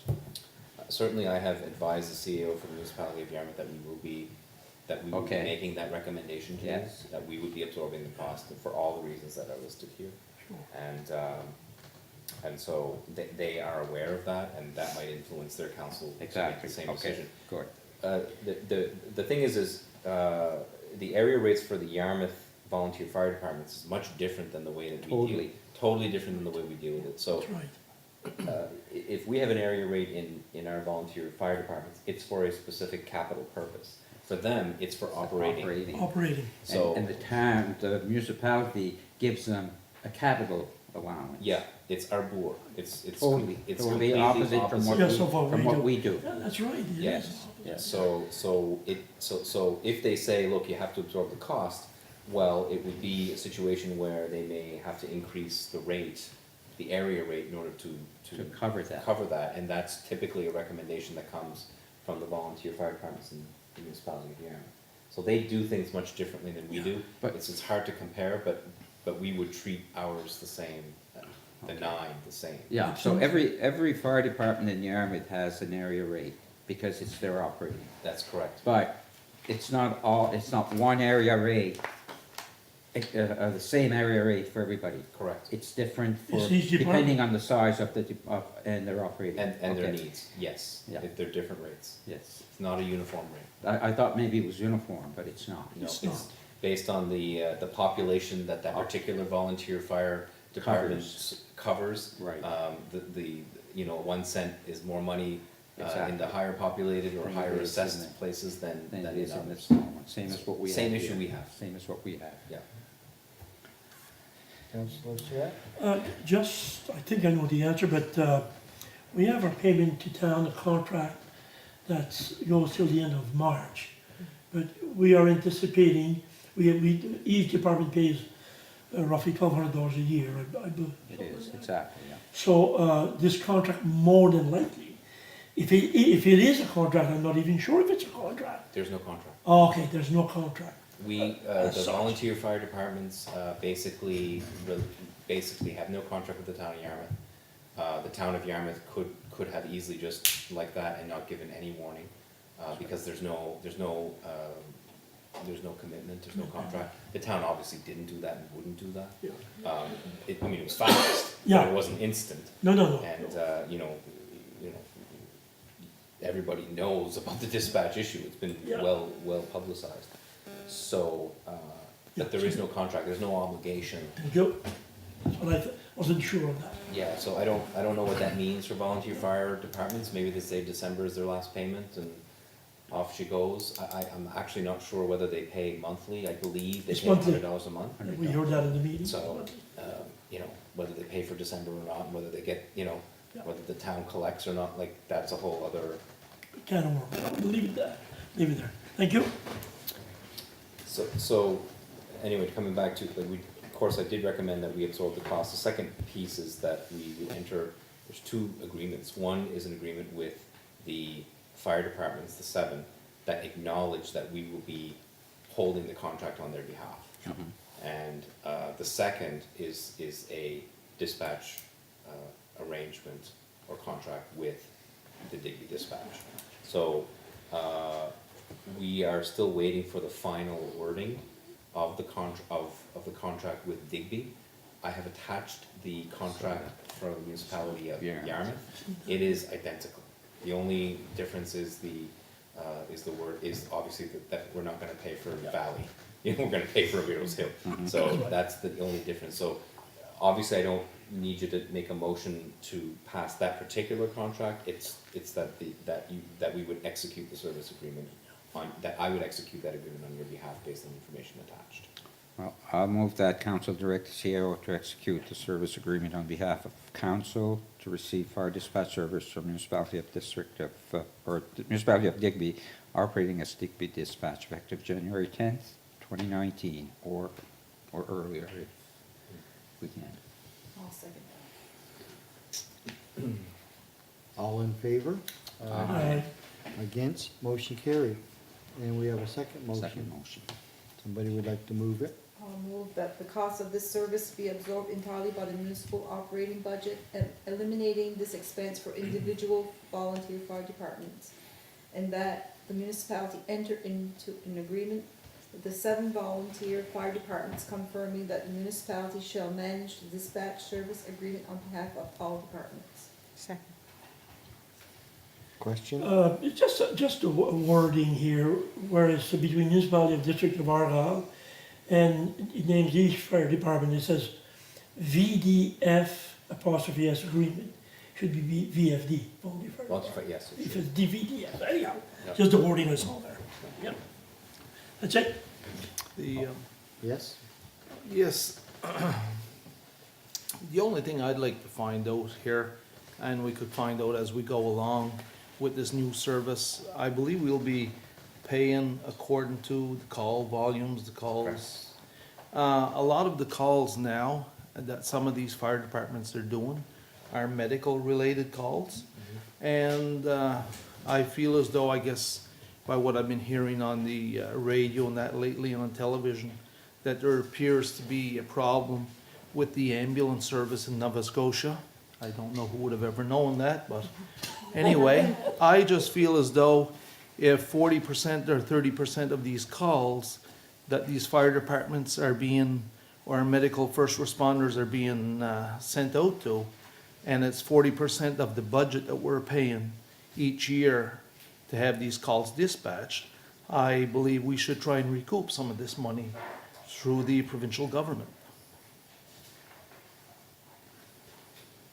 Good luck. Well, we can only try. True.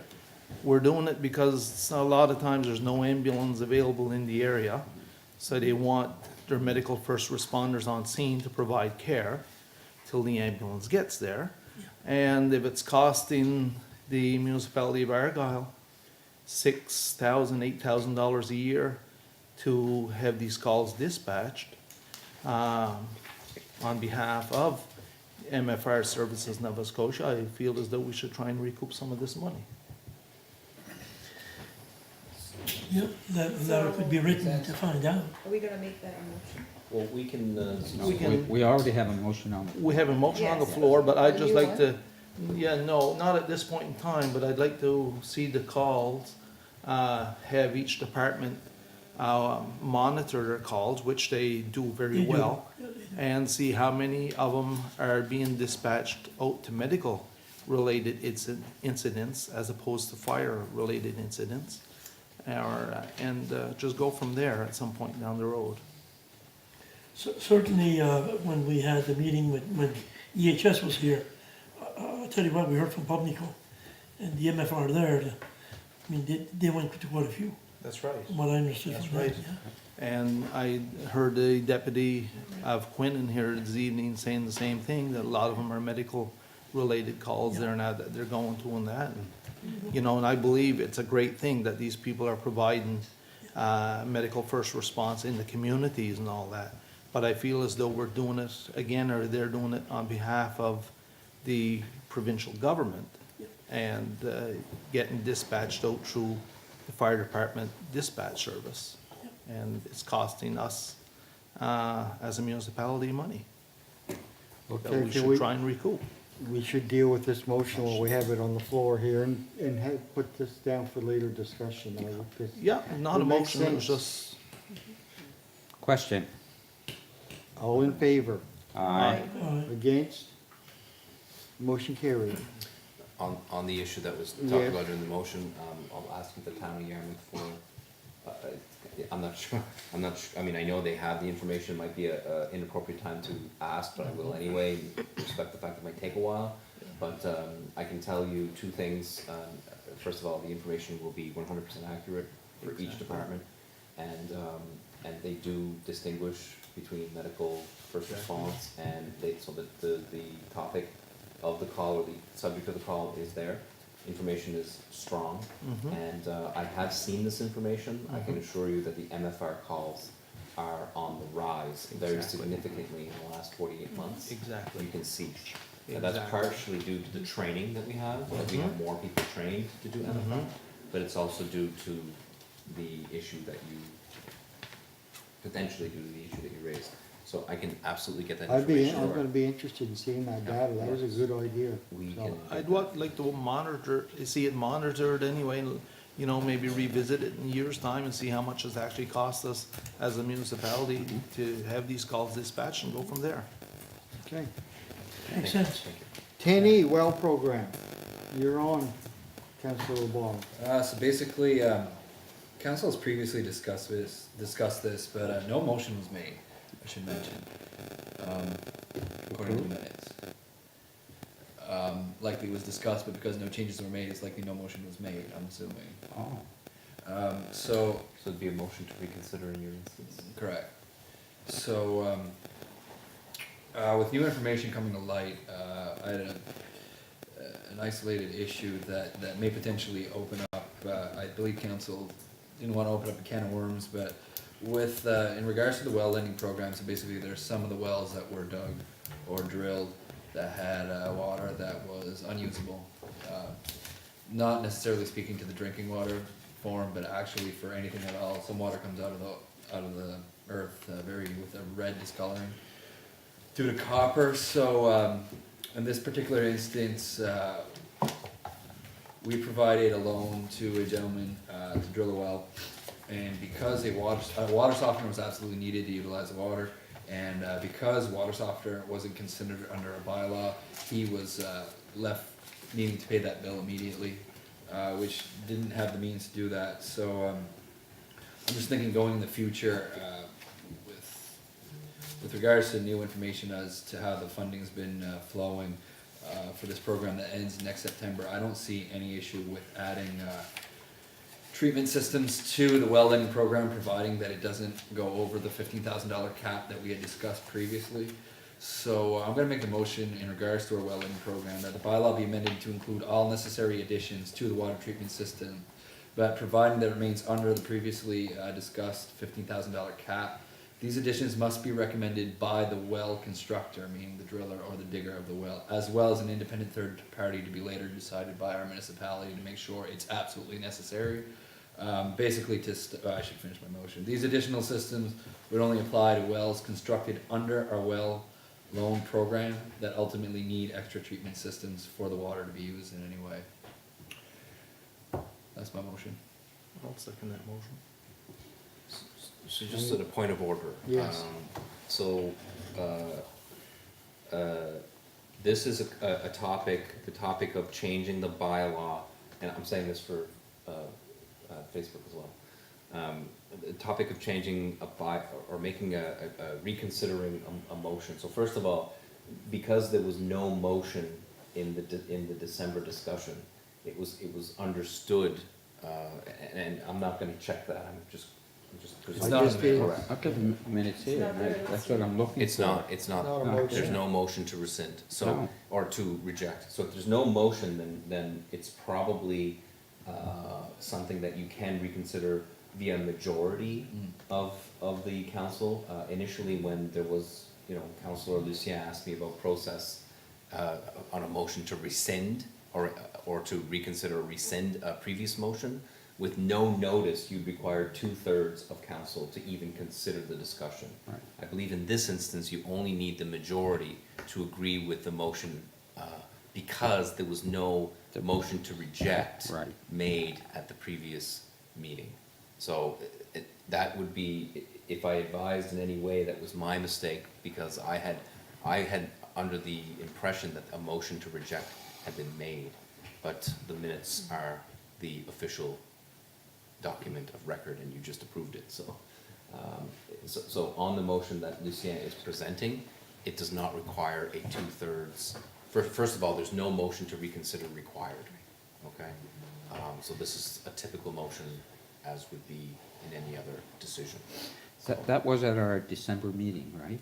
It was December at our 11th. December 11th meeting. Yeah. I'm looking, I don't even see where we even There's not even discussed a it. discussion, Huh? there's not even a November discussion. Yeah, it wasn't December 11th, because Can't I be. wasn't No. at the December 11th, and I remember being here to discuss It it. It must wasn't have in been in December. November, because Well, it's, we don't have. I'm one. looking at let's December, look at November, because Yeah. Because I wasn't here at that meeting, and I Okay, remember well, I discussing it. apologize, because I thought it was spoken at the December 11th, and I don't have the minutes here. All right, I'll get that, so let's, You guys remember if there was a motion made?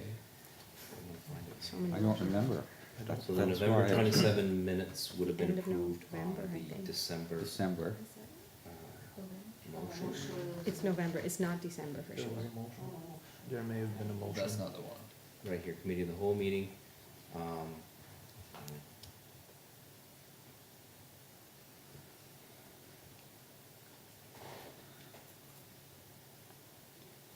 There was a motion. Uh-huh. That's what I After thought. some discussion, it is moved by Richard Donaldson I thought there was a. and seconded by Glenn I remember Digdon voting. to reject the request to have water quality equipment as part of the eligibility criteria. So, and the motion was carried. So, coming back to the question, your motion is not a legal motion. Correct, Not so at no this one point. seconded it. So, That's what I thought. it has to, the motion has to just go away.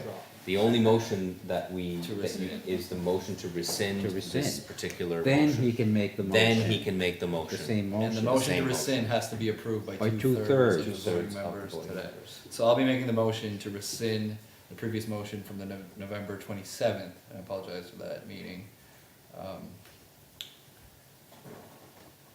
Moved by Richard Donaldson, seconded by Glenn Digdon to reject the request of water quality equipment as part of the eligibility criteria in the bylaw. So I need a second. Need a second. I'll second that. So just for clarity, this is not to make changes to the bylaw. This is to rescind the decision you made in November regarding the rejection, to have the water quality equipment, request rejected. It can be debated. You can have the debate before voting. Yes. If you have questions of clarity or any discussion that you wish to have in a public forum, you can absolutely do, this is a debatable motion. So we don't see this very often, which is why I'm going into the detail. And then at that point, you can vote at any time, and then, of course, if 2/3 agree with rescinding, you can then do that motion. And remind me not to hire you as my new municipal clerk. I wouldn't apply. I'm just teasing. Before we go into discussion or debate, does anybody know what 2/3 of 7 is? 4. 1, 2, 3, 4. I would say 4, Yeah, yeah. it's twice as many for it than against it, is There another you way of go. saying it, which doesn't make any sense mathematically with 7, but it's okay. Okay, It would require 4 instead of, So one of us can vote Wow. twice. for and against, right? Yeah, please don't do that. Any discussion on this motion? Councillor Surratt. I would certainly prefer that if all members of council were here when it comes to rescinding a motion. I feel that some that were here at that time don't have a voice, and I certainly would rather have everybody around the table when, especially when we move into such a gray, I find a gray area. Our CEO seems that it's quite, it's according to Robert's rules. I wish our solicitor was here, but anyhow, having said that, that would be my preference. But the original motion was made with, Less, It was made with 7 people, yes. okay. not 9. The people But present. that's irrelevant because a quorum's a quorum, right? Yes, but to Councillor Surratt's point, Councillors Lucien Leblanc and Roderick Murphy were not present during that meeting. So Calvin would be the only councillor that would not be present in either meeting. Just, that's, In this one, he, within the last, correct. so he would, just this one. Meaning that he would be the only councillor that would have voted to rescind and not had the opportunity to vote on this particular question. Yeah. Yeah. So I'm a little bit confused. We have a motion that's a legal motion. Yes. It is a legal motion. And he would like to see something different, but really there's you got no ground to stand on, from what I understand. I can speak, I have the Yeah. ground that I can speak in front of all of you and say what I have to say. Yeah, But never mind but the I- grounds, but I had I- my chance to talk, Yeah. which I just did. But I don't have the legal right to take his motion away. And I've never had no, that. okay, I just said We this is do. what I could do. We do as a council. Yeah. Your vote will either take it We'll away or put it in. or accept it. Yeah. Okay, clear on that. Thank you. Any more discussion? The only thing, although I did second the motion made at the November meeting, I feel as though if we're lending money out to have these wells made for people, and the 15,000 is not used, and, Yeah, I think that's discussion for the next Yeah, motion. point, Okay, sorry. point of, Okay, yeah. Yeah. yeah. So just did the math, 2/3 of this group is 5, 4.6, we round up. So if 2 people decided against this, if more than 2 voted against this, the motion to rescind Would be would die, Right. would be rejected. And the discussion, if I may, discussion there, we're not discussing the particulars, we're discussing whether or not we rescind or we don't. That's Okay. correct.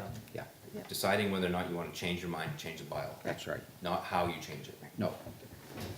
Okay, we're going Question. to Councillor Oh. Surratt. So on this motion, does it mean, I may be able to answer my question, that whoever had their well dug and they needed equipment, they could be, I think we're voting on. oh yeah, so that would be on the next Next one. motion. Correct. Yeah, Very good. that's You what got we it. have to discuss. Yeah, very good. Thank you. Okay, Question on this motion? all in favor? Aye. Nay, Against? oh, sorry. Against? Nay. Nay? Yeah. We have 6 to 1. Six, So yes. the motion to rescind is Is passed. passed. So that's Now. as if that never existed. The decision is now back on the table. Yes. Alright, so He has clearly to you make guys a had motion. some discussion, there's a couple of you that want to discuss. So in light, especially for viewers watching, I'll explain where I'm coming from. We have a well lending program, with a cap of 15,000, okay? And we have approximately, if I understand correctly, 300,000 allocated from our budget to this program, up to 300,000. And this program ends next September. By looking at the financials, it doesn't appear we're anywhere near the end of our project. So I personally felt like this wasn't an issue, especially that my motion that I'm about to make doesn't go over the $15,000 cap. Is that I feel if we're gonna assist a resident in digging and drilling a well, and that water comes out of the ground unusable, and a few $1,000s fixes that water as a water softener or treatment or a land, so that it's able to be used in that person's home and it's absolutely necessary, providing it doesn't go over the 15,000 we would have lended him. I don't see the difference in lending someone 15,000 to drill the well or 10 to drill the well, and 5 to add a product that makes the water usable. The end product is same as water in your home. I get the previous conversations, there are concerns there. We don't wanna open up a can of worms that people can come apply just to buy a water softener. So that's why I'm making the motion that our bylaw be amended to include all necessary water treatment additions to this well system, providing it remains under the previously discussed $15,000 cap for each home. These additions must be recommended by the well constructor, so the company drilling or digging the well must tell the municipality this water would not have worked without such and such a system, be it elaborate or simple. As well, it has to be verified by an independent third party, be it a plumber or a water testing lab or whatnot, from the municipality to be later determined. These additional systems would only apply to the wells constructed under our well loan program that ultimately need an extra treatment system to be used. That's the end of my motion. So basically what I'm saying is, you can't come apply to our well lending program for just a water softener. I'm only making this motion so that people who are constructing a well under our program can get the water they need to bathe or whatnot, use the water in their usable. homes. Up to the 15,000. Correct. But if they needed a softener after 15, obviously, we should make it clear that after that 15, Be it a softener, be it the or well, whatever it is. drilling further, we put a cap at 15. I'm not trying to change the cap, I'm just trying to change the demographic of the bylaw for what it includes. Up till now, it was just the drilling or digging and then well rings. If the water's no good and a simple system, fix it, or elaborate, I guess. If it's not over the cap, I got no concern with it. Do we have a seconder? I'll second that motion. Do we have more discussion? The only reason I rethought it from November till now, we didn't have this problem that we knew of in November. And I feel as though we've got a couple of safeguards in place there now. It's not gonna be a green light for anyone that's getting a well dug or drilled that they can get a water softener with this program. It's only in a case if needed. And that will be determined by the municipality, by someone we ask to go out and make sure that the tests are done on this water and that is needed. Cause if you lend someone $7,000 and the water is no good to them, they have a $7,000 bill for water that they still can't use, whereas if they could get a $3,000 softener or $2,500 softener, it would make it usable for them, so that's why I second this motion. Councillor Surratt? Could we add in the motion that, or I don't know if we need to add in the motion that anybody that is, has dug a well and have problem with their water, that if they haven't gone over the 15,000, or they could get a water softener, or does the motion state that right now? I was about to ask if a second motion is needed, and if someone's used our well program and they've had to add a softener. But it's not been brought to the municipality, so I don't know if that case would exist. Well, Some people might not, it may exist. We're not aware of any water softeners, for some of the existing. The answer to the question of whether the bylaw can address that, it can. So you can specifically say in the bylaw that, you know, this particular amendment shall apply to anyone who has previously applied from the beginning of the bylaw to now. So if that's your choice, you can do that, providing that the other rules have been maintained, right? So, of course, Second motion, or can I add it to the one that's already been seconded? I think you can potentially amend your motion to have it retroactive for If the all seconder agrees. applications. If the seconder agrees. if it's too complicated, just, yeah, don't worry about it. No, If it's I too don't think it's complicated. fair, just because we made this decision tonight, I don't think it's fair moving forward to do it for people applying to the program and not, if there is, and I'm sure if there are cases, it won't be affecting our That's bottom right. line in extreme amounts. For anyone, and it's almost addressed there, for anyone, and going back, who has applied to our well lending program, that's how I would amend my motion, can Thank you. be eligible for this amendment. I'd go along with that. It has to be retroactive for everyone. It can't be just Yeah. retroactive for one. For one. I guess that was my concern, yeah. Yeah. Yeah, certainly from a fairness perspective, that would be the wording that I would go By all for means, from yeah. the staff perspective. But going back to the bylaw and the motion, I mean, the well digger or driller has to say that the water is no good. I mean, if some, yeah, they would have done that when they dug it, right? If there's issues out there, we would know about them before now, but this will cover, this will make it safe, but Exactly. I think we would have heard by now. Sure. Chances are, but if not, we're covering that base Yeah. anyway. It, it's just that the way the motion reads is that the driller has to, and we have to have a second opinion, basically. We have to confirm the opinion of the driller, so that's Right. to, so as to not have the driller and the driller is not the driller is interested in getting paid. Exactly. So, so could- it'd have to be both of them, both a recommended requirement. Yes. And that the user, they both agree, but then a third party would have to say, okay, yeah, that makes sense, or no, it does not. But now, if I drilled a well last summer and he told me that I needed one and I put it in, you're not gonna get a second opinion, because that could be just a matter of, I want one. You know what I mean?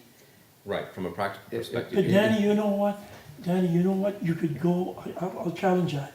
You could go in the well and get the water right from the well to test it instead of going through the filter. So Well, then you that get could it be- raw, because we've done that You to the could- garage sure. before. You could- You could go right raw in the Sure, well. you'd have to do it that way. You'd have, okay, you're right. Yeah. You could bypass it. Yeah. Okay, any more discussion?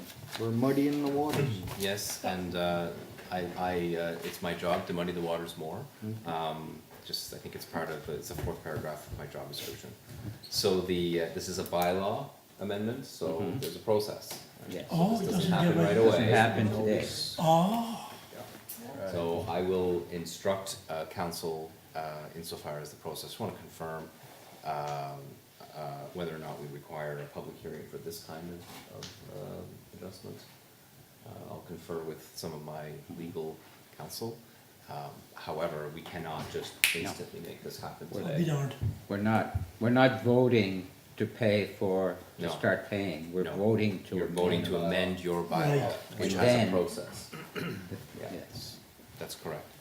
So, We'll just have to, there's a process. All in favor of the motion?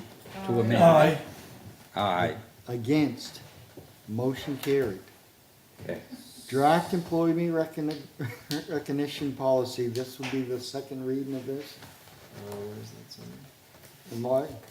Whoa. You may Mine have up. gone to another I agenda. think it Yeah, did. I don't think have I, that. I think you did.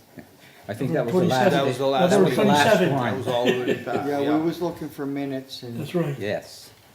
okay. Danny, would you read the next item off, please, until I can find? Wait till I find it on mine. Correspondence and Okay. information. The next one is correspondence. Yeah. Yes. And we have Nova Scotia Association of Realtors request to amend deed transfer tax. There's an attachment for one page. And the second one is Municipal Affairs response letter to Town of Shelburne Central Dispatch. So if there's any question on either one, Mr. Chair, on Yes, that I have it request to back. amend, you have it back. request to amend deed transfer taxes? Yes. So that's a request. I guess where I see it's in correspondence, or maybe the CEO could, do we deal with that now? Well, it's not, I don't, it's the Nova Scotia Association of Realtors that is addressing the issue. But I'm not it's- sure why they sent it to every councillor. The changes that they're looking for would require changes to the MGA. Dear Counselor, you're right. So- on that. so- Dear Counselor. Yeah, so it has gone to council, but I can tell you it's Thank you. also gone to the NSFN, it's also gone to the AMA, and it's also gone to the province. This is not the first time we've seen discussion around changing the way deed transfer tax works. The only power that we have in order for deed transfer tax is to have deed transfer tax and the percentage of what we can apply. We can't willy-nilly say first-time buyers are exempt, like, that isn't, that's beyond our powers.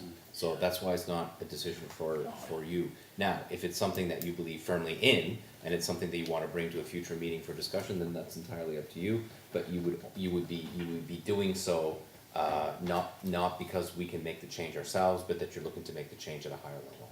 And that would, An advocate. that could be a cost factor to our budget as well. Oh my gosh, There's I no would never support that. No question, but I don't know how much Right. it would be. It would be entirely, if council want to look at that, obviously staff will get that for you.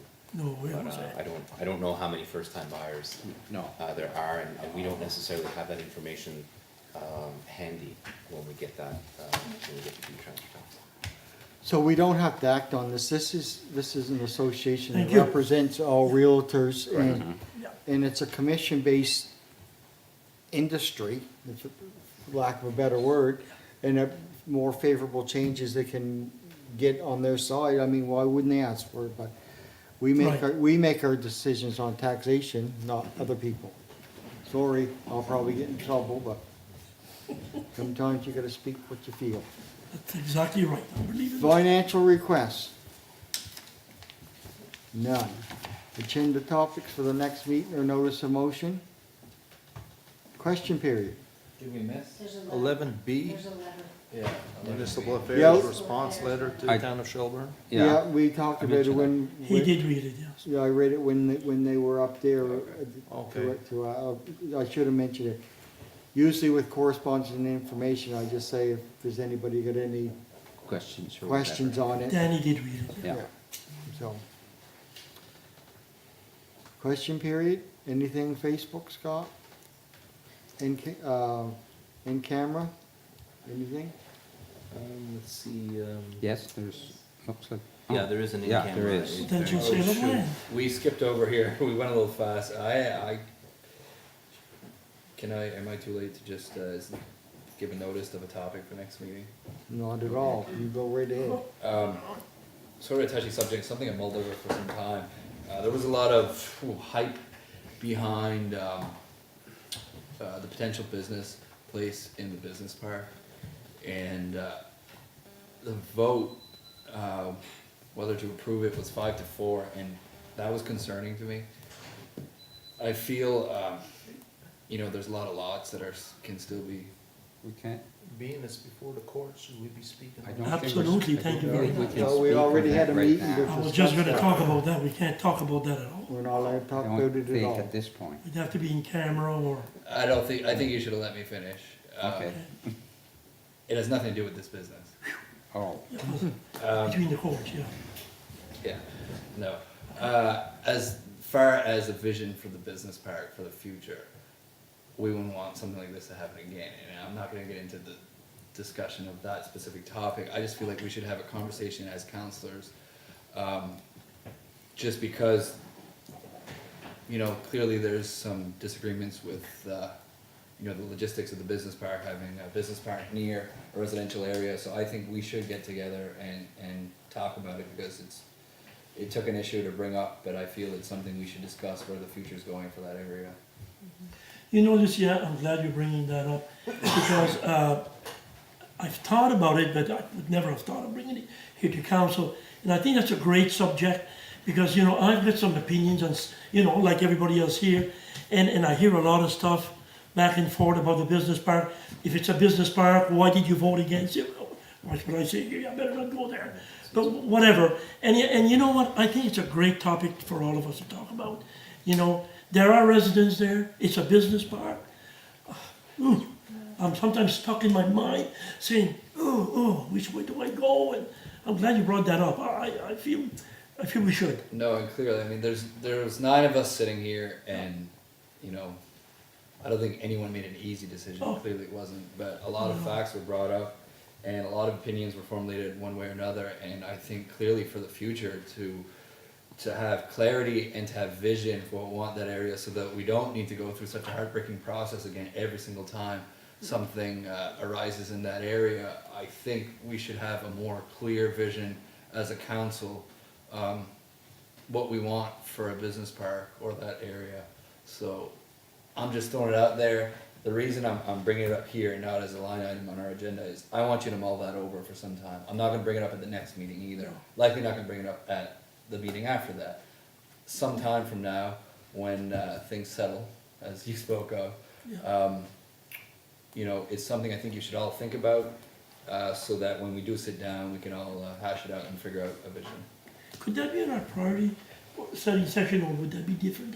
No, it could absolutely be included in that, it's really your session, so, Yeah. you know, and then there's also, you know, on the point of the business park in Tuscan, right now, with the sale of that particular lot, they're only, and let's presume for a moment that the other Yeah. development results in a sale of land, you're only talking about, 2 lots that remain unsold, but you also have a lot that is still vacant, that there isn't anything that has occurred there as of yet, so the discussion would be useful, right? But then the next question is, well, you know, our business park, let's just presume that it goes and fills up, so then what next? That's right. So the next, what's the What I was next thing, thinking. right? So, you know, is there the idea that we would create another business park in another location? So that would be something that, could be raised at that time as well. Or on the land that's already there? You know, Right, you know what I'm talking about? yes, that's correct, so there could be some other opportunities with the land that is existing there as well, which would fall into the strategy, so, yeah, absolutely, so we can include that as part of our planning It's a sessions. great idea, Lucia. Yeah, I think we need some clarity there. Okay, thank you. Let's make a note of that, will you, Mr. CEO? Do it. Okay, in-camera Motion to session. go on camera. Second. I moved that we